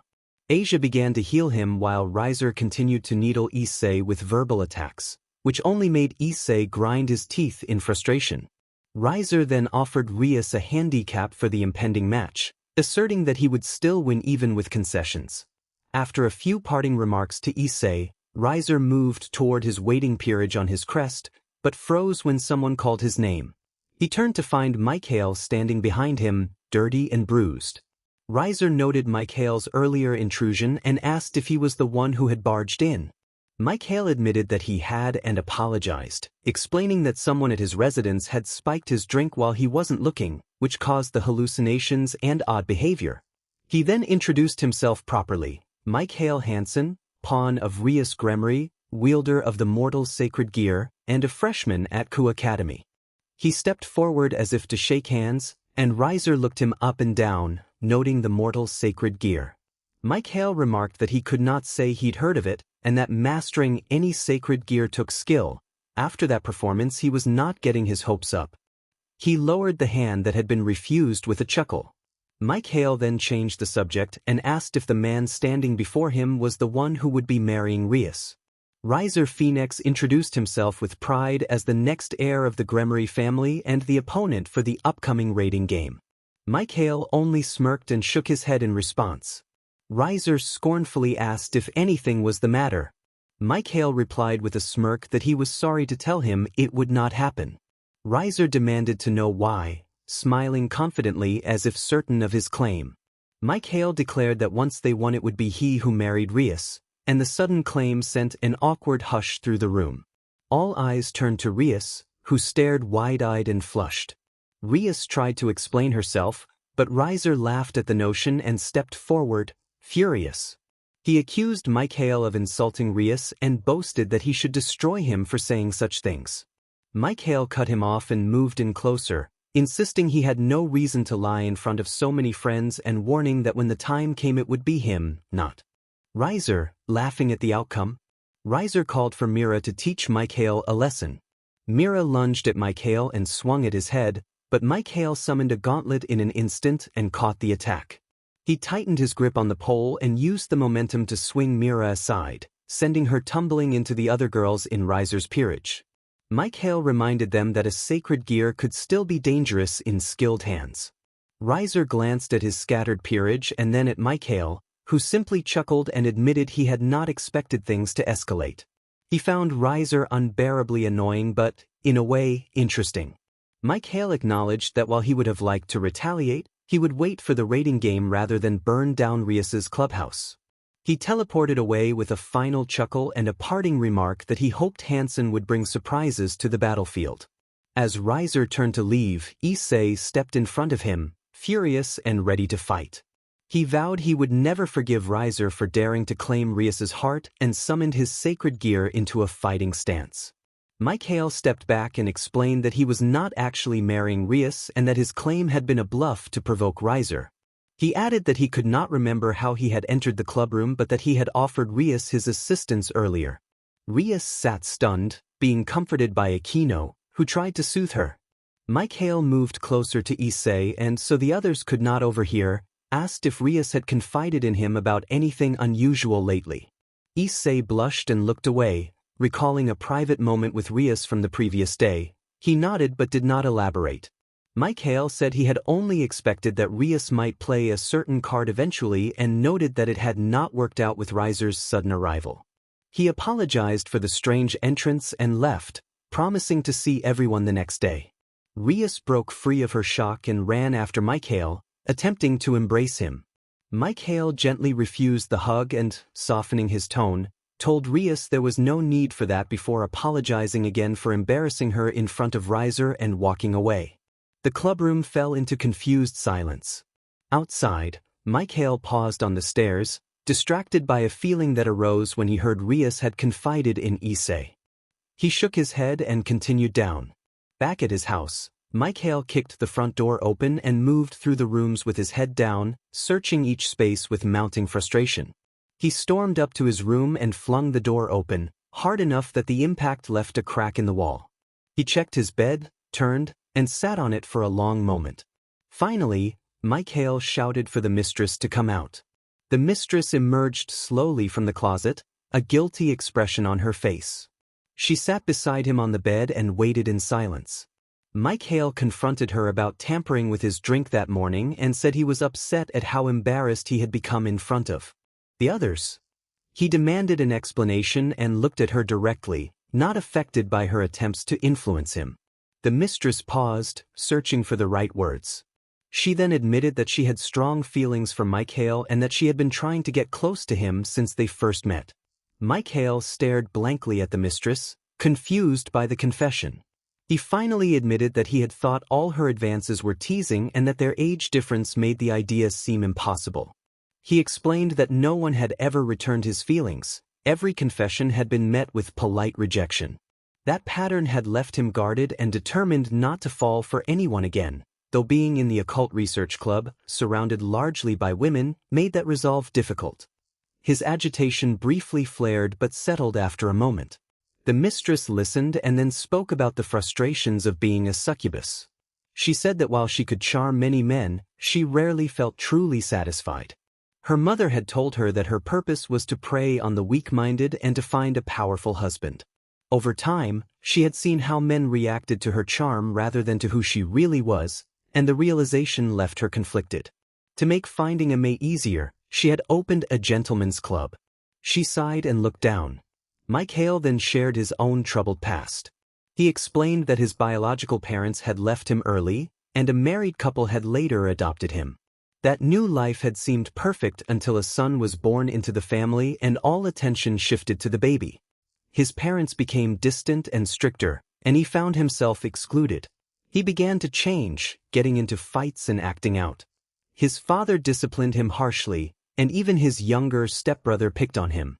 Eventually his parents decided to send him away, providing a house in a foreign country and lessons so he could learn the language. Before long he had been moved into a world of magical creatures and 3 factions. He chuckled softly and then fell silent. The mistress was stunned by Mic-Hael's history and had no immediate response. Mic-Hael continued, saying that the very idea of family angered him, and that he had been forced into the peerage of Ries Gremory. He admitted that, despite everything, he sometimes enjoyed aspects of that life, though he felt he knew how it would all end. Their conversation was interrupted by the doorbell. Mic-Hael stood and, concerned about appearances, stepped in front of the mistress and whispered for her to stay inside, warning that an older woman living with a younger man might be misunderstood. He closed the door and moved down the stairs, feeling something familiar brush against him but unable to place it. When he opened the front door, Ries Gremory stood there in her school uniform with a slight smile. Mic-Hael gave her a curt countdown before she could speak, and then closed the door forcefully on her interruption. A red light bearing the Gremory symbol appeared on the floor, and when it faded, Ries was standing at his threshold with a serious expression. Mic-Hael motioned her inside, noting with mild exasperation that she had already entered, and Ries chided him for his behavior before looking at him with concern. She asked what had happened to him earlier, saying he had seemed to be under some kind of influence. Mic-Hael avoided her gaze and then, when her hand briefly touched his face, felt his heart race. He gently moved her hand aside, took a seat and rubbed his temples. He explained that someone had given him a drink that must have been spiked, leaving him disoriented and without control. Ries listened with a smirk and then asked playfully whether a succubus was living in his house. Mic-Hael stiffened inwardly and managed to stammer the word succubus, unsure how to respond. Mic-Hael said he had never heard of such a thing and suggested they go for a walk around the city, just the 2 of them. He smiled and rose to his feet, but stopped when Ries gripped his arm. Ries suggested having some fun, and the tone of it made him uneasy. Before anything could develop, the moment was interrupted. The mistress burst into the room, shouting for Ries to get away from him, and tackled Ries to the couch. Mic-Hael, stunned, watched as Ries quickly countered and had the mistress pinned, appearing ready to strike. Mic-Hael urged Ries to lower her arm and insisted the mistress was not a threat. Ries accused him of being brainwashed and called him a puppet, but Mic-Hael calmly explained that, if he had been under someone else's control, he would have attacked Ries. He gestured for Ries to sit on the couch and once she did, he recounted what had happened the night before. He had been upset and taken a walk to clear his head, and he had wandered into a club where he had been manipulated into a dangerous situation. Sin had managed to snap him out of the trance, and he had been able to subdue the troublemakers until a group of exorcists arrived. He had subdued them as well and had carried the injured succubus back to safety. The next day, The succubus had tried to manipulate him again. He left out explicit detail, only stating that he had resisted and brought her here to be dealt with. Rias showed a faint blush and considered his words. She allowed him to decide the succubus's fate if he wished, but made it clear she would not tolerate misconduct or anyone controlling her pawn. Mic-Hael acknowledged her decision and, tired from the night's adrenaline and lingering hallucinations, said he needed rest and remembered their training would begin the following morning. Rias gave a gentle, affectionate kiss on Mic-Hael's cheek and said she hoped he would rest well before training. She then opened a portal and left, leaving the two in an awkward silence. The mistress snorted and complained about the kiss, clenching her fists as Mic-Hael sat up and tried to calm things. He told her there was no point in getting worked up over it. A kiss would not have meant anything. He admitted he sometimes felt drawn to Rias despite his conflicted feelings and said he was willing to stand up to anyone who stood between them. He wondered aloud what he really stood to gain. Mic-Hael headed upstairs to his room, exhausted. The mistress hesitated, feeling sorry for him, and then followed to keep him company. Later, Mic-Hael's eyes opened into darkness with a single spotlight above him and distant laughter echoing. He stepped toward the sound and found himself at the abandoned ORC clubhouse. The front door opened onto the same rundown first floor, but as he moved inside, the door slammed behind him and darkness closed in. A room to his left lit up to reveal the club members frozen in place, posed with expressions ranging from laughter to annoyance. He saw a reflection of himself at a window, unaware of the other's stares. The image shifted to black, then a creaking door drew his attention. Through a crack in the door he saw a master bedroom arranged with rose petals. He watched a distorted vision of himself standing at the threshold with a face he scarcely recognized, one filled with hatred. The scene turned unsettling as he peered into the room and witnessed a surreal tableau of Issei at the center of admiring onlookers, an image that made him deeply uneasy. A feeling of jealousy and envy enveloped him as he looked back at his frozen self and saw a tear running down the hateful face. A sudden sound snapped Mic-Hael's attention back to the scene. The room had become a scene of carnage. Bodies lay torn and unrecognizable, strewn across the floor. Issei was found motionless on the bed, clearly dead and beyond recognition. Beside the wreckage stood a figure in black and purple armor with a purple gem set in its chest. A gauntlet on its right arm held a straight sword that glowed bright purple, and dragon-like wings, veined with purple, unfurled from its back. The helmet had multiple slits for eyes that glowed the same purple, and a menacing metal maw. Its head turned to face Mic-Hael, and distorted laughter issued from it. The silent corpses seemed to join in, their vacant eyes fixed on him. He turned toward his frozen self and found him staring back, expression deadpan. Mic-Hael noticed his other self shove Fried's gun against his temple, and the scene ended in a single gunshot. Mic-Hael awoke with a scream. The mistress, startled, leaned over him in concern and told him that he had been tossing and turning, mumbling in his sleep, and she had been frightened and about to wake him. Mic-Hael sat up and tried to piece the dream together, assuring her that it had been nothing more than a nightmare and asking her to go back to sleep. She wrapped an arm around him in an attempt to comfort him, but he did not react to her touch. She eventually relaxed and fell asleep again, though Mic-Hael lay awake, haunted by the images and wondering whether it had been merely a dream or a warning.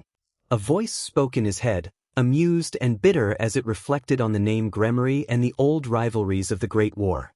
The speaker, Sin, mocked the family and recalled being sealed away, vowing quietly that the devils would fall and a new faction would rise in due time.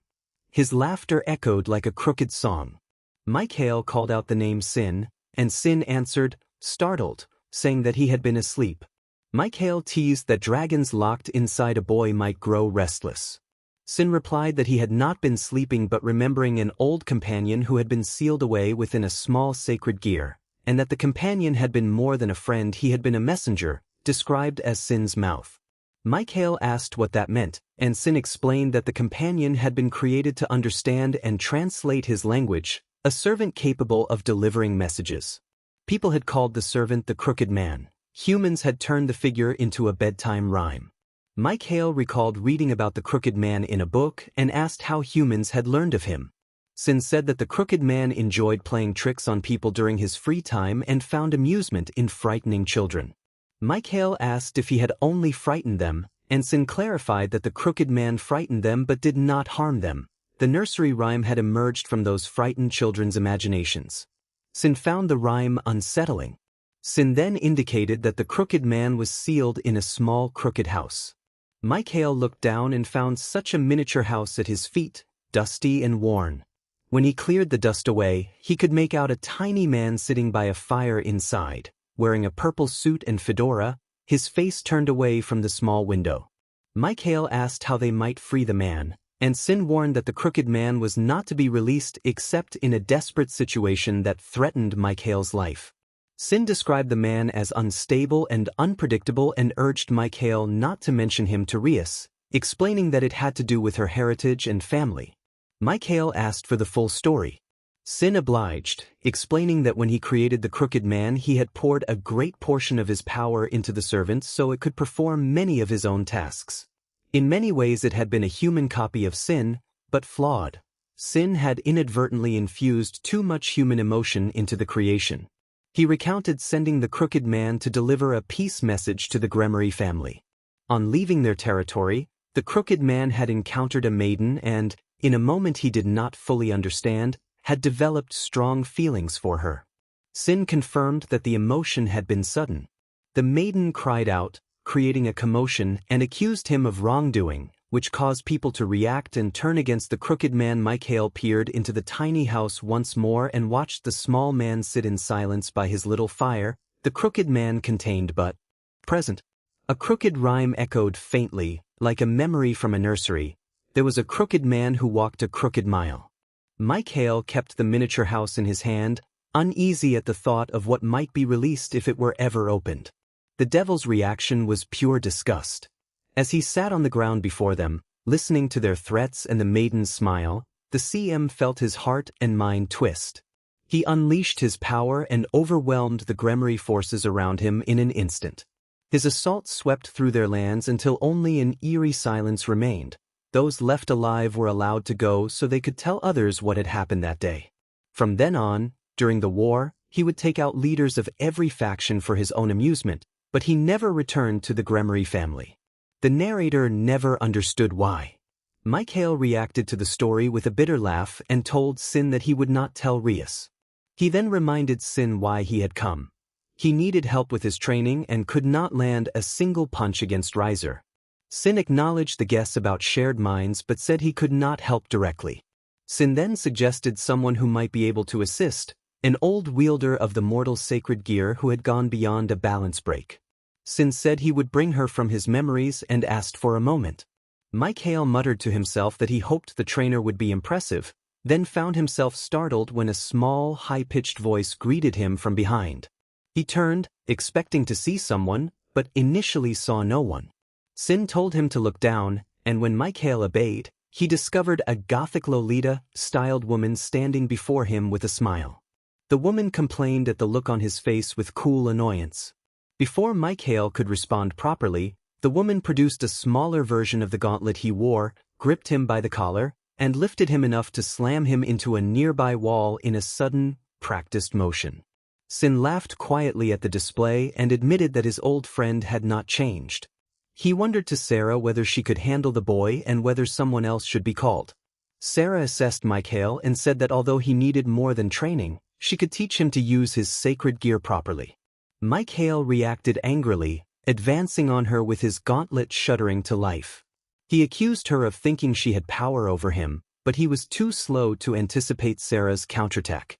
The gem on her gauntlet flared and released a focused blast that sent Mic-Hael skidding into the wall. Sin sighed at the friction between them and predicted a long grind to get them to work together. Sarah then took up a training stance and calmly instructed Mic-Hael to focus on his footwork and a precise sequence of movements. Step, step, turn, move. She scolded him for watching scenes of vengeance in his head and told him to concentrate on the technique. Mic-Hael, resentful and determined to prove himself, fired a blast toward her, but Sarah remained composed. When the blast hit, The dust cleared to reveal a figure in jagged armor bearing a glowing purple sword pointed at Mic-Hael's throat, an intimidating projection of controlled power rather than a brutal display. The armored projection spoke in a cold voice, warning him that with his volatile temper and uncontrolled emotions he would not survive his first real battle. Sin interrupted and told the projection to stop. The armor dissolved back into Sarah, revealing her human form again in the same gothic Lolita attire. For a moment a shadow of sadness passed across her face before she masked it with irritation. She extended her hand and helped Mic-Hael to his feet, lifting him as if he weighed nothing. She apologized for losing her temper and warned him that never losing control of his emotions was a cardinal rule. Emotions could be harnessed to reach a higher state or could consume a person if misused. Her voice trailed as she seemed to remember something painful. Mic-Hael waved his hand to bring her back to the present. Sin explained to Mic-Hael that Sarah had been remembering the day she lost total control, the day she had gone beyond a balance breaker and transformed into the Seven's Wrath. Sin added that the Seven's Wrath was a transformation embracing the rawest forms of the cardinal sins. The cardinal sins, otherwise known as the Seven Deadly Sins, granted a unique power to anyone who transformed into one of their forms. In that state, a person was no longer themselves but a corrupted version driven without remorse or compassion. Anyone they saw became a sinner to be destroyed. Sarah had been the first to awaken this power, and nothing, not even the three factions, had been able to control her bloodlust. The amount of sin she absorbed ensured that. Mic-Hael's curiosity spiked as he asked how she had been stopped. Sin replied that her time had simply run out and left it at that, laying his head back to rest. Mic-Hael complained about the cliffhanger and looked for the time. Sin told him it was time to wake up and that they would begin where they left off, hoping Rias would have better luck with his training. Everything faded to black, and Mic-Hael awoke. When Mic-Hael opened his eyes, he felt arms wrapped around him and warm breathing against his neck. He carefully eased himself free so as not to wake the person sleeping beside him. He glanced toward the doorway and noticed that the door was gone, leaving a large empty frame where the hinges once were. The mistress loosened her grip as he moved away, and he slipped out through the empty frame and toward the hall. Something small and heavy thudded beside his feet. He looked down to find a miniature house the size of a toaster with scraped white paint, missing shingles, and a slightly crooked frame. When he lifted it, a strange aura made him feel faint. The sensation faded quickly, leaving him puzzled. He shrugged, carried the crooked house under his arm, and went to grab clothes for school. He slipped out of the room and hurried toward the door. Strange and curious looks followed Mic-Hael as he walked to school with the tiny crooked house. Animals and insects seemed to avoid him, even normally friendly pets. Small children froze and stared at the house before retreating behind their parents. Once he reached the school grounds, things settled back to normal, though the house began to vibrate softly. Not far from the building, someone grabbed his shoulders and shoved him to the ground. As he scrambled to clear his vision, Matsuda and Motohama loomed over him, furious and accusing him of betrayal for choosing girls over them, particularly the most admired students in the school. They complained that they had been trying to contact him for weeks while he had been absent. Mic-Hael sighed inwardly at his friend's inability to understand his life lately. He teased them about still being single, smirking, which only infuriated the two of them and prompted them to lunge at him. The expected pain never came. When Mic-Hael opened his eyes, Matsuda and Motohama were kneeling before him, eyes wet with tears. They implored him to help them win the attention of girls, begging for some kind of favor that would improve their chances with potential dates. Mic-Hael rubbed his temples, amused and exasperated by his friend's desperation. Despite his irritation, he noticed how vulnerable they looked and decided to play along. He announced that he would grant them what they sought and called Aquino over. Aquino smiled and walked toward them. Mic-Hael told her that the two had been so intimidated by her reputation that they had come to him, asking whether she would consider going on a date with them. His announcement carried across the courtyard, halting other students in their tracks and drawing every eye to one of the school's most admired figures. Aquino's cheerful smile faded into a serious expression as she regarded the two trembling boys. After a moment she blushed lightly and said she would be willing to go on a date and asked them to tell her when and where. The crowd reacted with disbelief and melodramatic fainting, while the boys looked both ecstatic and terrified. Mic-Hael addressed the students, calling for their attention. He pointed out that just because someone acted foolish or immature did not define their entire character. He reminded them that judgment based on a single behavior was unfair and that people deserved a chance beyond their worst moments. Mic-Hael addressed the crowd and insisted that neither of the two students had behaved inappropriately. He urged everyone not to judge them by appearances and reminded them that the academy did not accept violent offenders, inviting anyone with a complaint to come forward. He promised to make sure the three would go on their planned outing and hoped the episode had taught a lesson. The hall fell silent, then erupted into applause while Mic-Hael remained composed. The bell rang and students hurried to class, smiling or waving as they passed. The two students hugged Mic-Hael, apologized, and thanked him before returning to their homeroom. Aquino stood beside Mic-Hael, smiling and waving at them as they blushed and walked away. Aquino told Mic-Hael that he had done something beautiful by standing up for them when no one else would. Mic-Hael closed his eyes and smiled, then told Aquino that her acceptance had made it easier for others to do the same. If she had refused, none of it would have happened.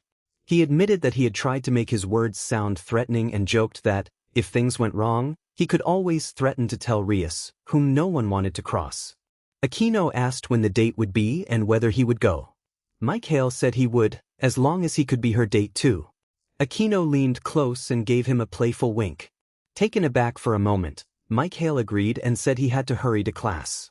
He thanked Aquino and promised to see her at the clubhouse later. As he walked out of sight, Aquino thought he was a nice boy and quietly found him a little cute. A disembodied voice then warned Aquino not to get too close. She scanned her surroundings and spotted a tiny house at the edge of the forest. Dread tugged at her, but curiosity pushed her forward. As she approached, the little house grew until it looked normal. The front door opened and Aquino assumed a defensive stance. A golden retriever poked its head out and barked. Aquino felt some relief at the friendly presence, but the dog began to whimper and looked back into the house, urging her inward. Inside, she found a dining room to the right, stairs ahead, and a hallway to the left. The living room was lit by a fireplace, and a top hat hovered above an armchair. As Aquino prepared to speak, the dog barked again and then transformed, stretching into a tall, slender man in a purple suit and top hat. Dark eyes shone beneath the brim and a wide, sharp-toothed smile widened his face. A foul aura rolled off him and made Aquino feel faint, but the man quickly dispelled it so they could converse. The man declared that the person named Aquino was present and then announced that he intended to give her a warning about Mic-Hael Hanson. He explained, with a strange cheer, that he had not spoken to anyone for centuries and seemed delighted by the interruption. He gestured at a mannequin in the chair and joked about names for it, treating the scene like an odd parlor game. Aquino dropped into a battle stance. The man teased her for wanting to fight and continued his chatter as if unconcerned. In response, Aquino unleashed a volley of lightning at him. The man watched the attacks as if distracted, then offered another flippant name suggestion for the mannequin. He seemed amused rather than injured. Aquino sent bolt after bolt. Sparks and electrical arcs filled the room and smoke swirled, obscuring vision and setting the lights to flicker.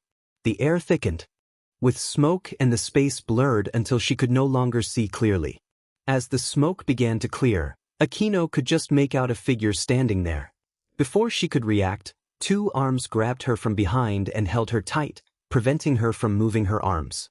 She realized it was the mannequin restraining her. The crooked man admonished the mannequin for the way it treated their guest and noted that Aquino's earlier electricity had only been a minor sting compared to what he could do. A deep, distorted voice replaced the crooked man's normal tone as he uttered one of the words of sin. Aquino felt her nerves sear and stretch, a sudden, intense pain washing over her as unfamiliar images flashed before her eyes. She thrashed in the mannequin's grip until the pain subsided and she went limp. Aquino tried to ask what had happened but could not move. The crooked man explained that she had experienced one of the words of sin, a word that could inflict extreme heat on the nerves and, at times, reveal visions of possible futures. He warned her that the images she had seen were likely to come true unless she followed his advice. He told her that she needed to prevent Mic-Hael from getting close to any of the girls in her peerage, including herself, because if Mic-Hael developed romantic feelings he could become emotionally unstable, jealousy and envy could lead him astray. He instructed her to intervene quickly whenever he had a defining moment with someone. With a wink, he said their time was up and released her. Akino struggled to lift her head and look at him. The crooked man added that the monster she had seen at the end was something she already knew, then he began to disappear along with the house around him. Akino found herself back outside the school with a small crooked house sitting in front of her. Mic-Hael ran up to her and asked where she had been, immediately noticing that she looked unwell. Akino began to faint, and Mic-Hael caught her, alarmed by the tiny crooked house at her feet. Later, Rias called everyone together and announced that they would be training for an upcoming raiding game. She stood on a chair to address the group and invited questions. Mic-Hael raised his hand sluggishly and complained about being summoned on a Saturday morning. Rias, unimpressed by his attitude, reminded him that the president had every right to call them in, especially given what was at stake. Issei defended Rias's decision, calling it sensible. Mic-Hael teased Issei about always trying to impress Rias and urged him to show more admiration, which made several of the others blush. Rias blushed as well and composed herself before moving on. Rias then explained that they would pair up and battle to sharpen their abilities. Mic-Hael asked what would happen to those who could not fight, prompting Issei to insist that he could fight just fine. Mic-Hael feinted a punch at Issei, causing Issei to flinch before he retaliated with a clumsy swing that left him sprawling on the ground. Mic-Hael conceded that he might not be as helpful in the raiding game as Issei and acknowledged that he needed training too. Rias assigned pairings, Issei with Kaneko and Mic-Hael with Akino. Kaneko cracked her knuckles, and Akino smiled and waved at Mic-Hael. Rias announced that Akino and Mic-Hael would begin first and instructed them to get into position. Mic-Hael muttered to himself about the situation as he took his place on the field and watched Akino wave at him with a smile. Akino warned him that she would not go easy on him and giggled, signaling she intended to make the match challenging. Rias raised her hand to start the duel. Akino dashed forward with no hesitation, catching Mic-Hael off guard. She placed her palm against his chest and unleashed a surge of electricity that stunned and immobilized him, his muscles locking under the shock. He could only wait until the attack ended. When it was over, Akino jumped back a few feet to gauge his reaction and asked whether he had felt the impact. Akino chuckled with a hint of something sinister as Mic-Hael fell to his knees. Mic-Hael could not move. He felt helpless as everyone watched him, wondering if he would make a move on the queen. Time seemed to slow, the world went gray and foggy. He heard distant chuckling while he struggled to lift his head and find the source. A dark figure leaned on Akino and taunted him about his predicament, mocking his inability to act and suggesting Akino's presence would be overwhelming. Mic-Hael glared as the shadow continued to provoke him and then advanced toward him. The shadow's voice spat that defending a powerful figure while helpless was pathetic. In an instant the figure teleported in front of Mic-Hael and pinned him briefly before releasing him. Mic-Hael hit the ground with a thud as the shadow dissolved into a human-shaped form. The figure wore a purple suit and khaki trousers, a bowler hat perched on his head, and a grin that made him look more like a sinister performer than a man. Mic-Hael stared in disbelief as the figure introduced himself as the Crooked Man and spoke with a crooked, mocking politeness. Mic-Hael recognized the name from Sin's warnings and was stunned to hear the Crooked Man muse about being remembered after his confinement. The Crooked Man said he had come because Mic-Hael could not yet fight properly and he intended to interfere so Mic-Hael would not make a spectacle of himself. Mic-Hael insisted he could handle things and attempted to stand, but his body wobbled. The Crooked Man shook his head, smiled, and grabbed Mic-Hael's face, sending a shock of searing energy through his body. Mic-Hael felt his nerves flare and his thoughts twist as he struggled to pry the hand away. The Crooked Man released him with a chuckle. Mic-Hael screamed from the overwhelming sensation. The Crooked Man mocked him about power and humiliation, then turned his attention back to Akino. Mic-Hael, trembling, begged him to stop, fearing Akino would suffer the same torment. He forced himself to rise. His sacred gear ignited with a bright glow, a small aura pulsing around him. The crooked man's grin widened as he sensed the surge of power. The crooked man began to say a name sin before Mic-Hael lunged forward to interrupt him. Mic-Hael threw a punch at the crooked man, but the figure vanished at the last second. Mic-Hael's fist struck Aquino instead. Aquino was thrown backward with dramatic force and disappeared beyond the treeline. Mic-Hael stood frozen, horrified and searching the area for any sign of the crooked man. Rias looked confused and asked about the crooked man. Mic-Hael corrected himself urgently and asked if Aquino was all right. Rias reassured him that Aquino would be fine. She was their queen, and pointed upward as Aquino descended from the sky, clearly furious. Aquino approached and placed a hand on Mic-Hael's shoulder. Mic-Hael flinched, bracing for punishment, but Aquino instead expressed surprise and praise at the sudden power he had displayed. This reaction confused him, but the others gathered around to congratulate him and ask questions. Mic-Hael answered as best he could, shaking hands and feeling a warmth of belonging he had not expected. A genuine smile spread across his face. Hidden behind a tree, the crooked man watched and chuckled to himself. He delighted in Mic-Hael's brief moment of acceptance, already plotting how to manipulate the young man's pain and power for his own aims. He envisioned using Mic-Hael as a tool in a larger scheme of chaos, then melted back into the shadows as the group returned to training for the upcoming raiding game.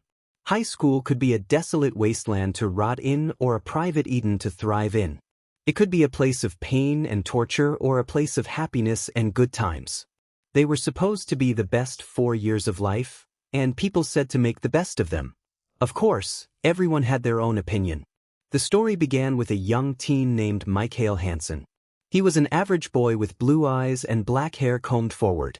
He wore a black t-shirt under a black trench coat, black jeans, and black shoes. He did not consider himself gothic. He simply liked the mysterious look and chose to appear that way on his first day. He had, unfortunately, failed to get the memo about the school uniforms. Mic-Hael attended Kuo Academy, which had long been an all-girls school and had only recently become co-ed. The girls still outnumbered the boys, a fact that drew many male students. Mic-Hael, however, had a different reason for being there. He was an exchange student, sent to Japan by his parents. He had been adopted by a wealthy businessman and his wife. On the surface it looked like a successful, comfortable life, one would think. But the family dynamic had been difficult. Mic-Hael had an older brother by a year, and as the years passed their parents without realizing it made the older brother their favorite. Where Mic-Hael stumbled, his brother seemed to succeed. The brother appeared flawless in their eyes, and that reinforced Mic-Hael's sense of being overlooked. That favoritism left Mic-Hael feeling isolated and alone throughout his childhood. Over the years he withdrew, becoming a hollow shell in many ways. He gradually lost his ability to show affection or remorse. At school he was bullied by those who found him different, either because of how he looked or how he dressed. His parents felt sympathy but not enough to change things at home, so they arranged for him to go to Japan in the hope that a fresh start might help him thrive. They provided for him a house, food, clothing, electronics, and school tuition, essentially paying for a life they hoped would keep him away for a while. That decision brought the story to the present day.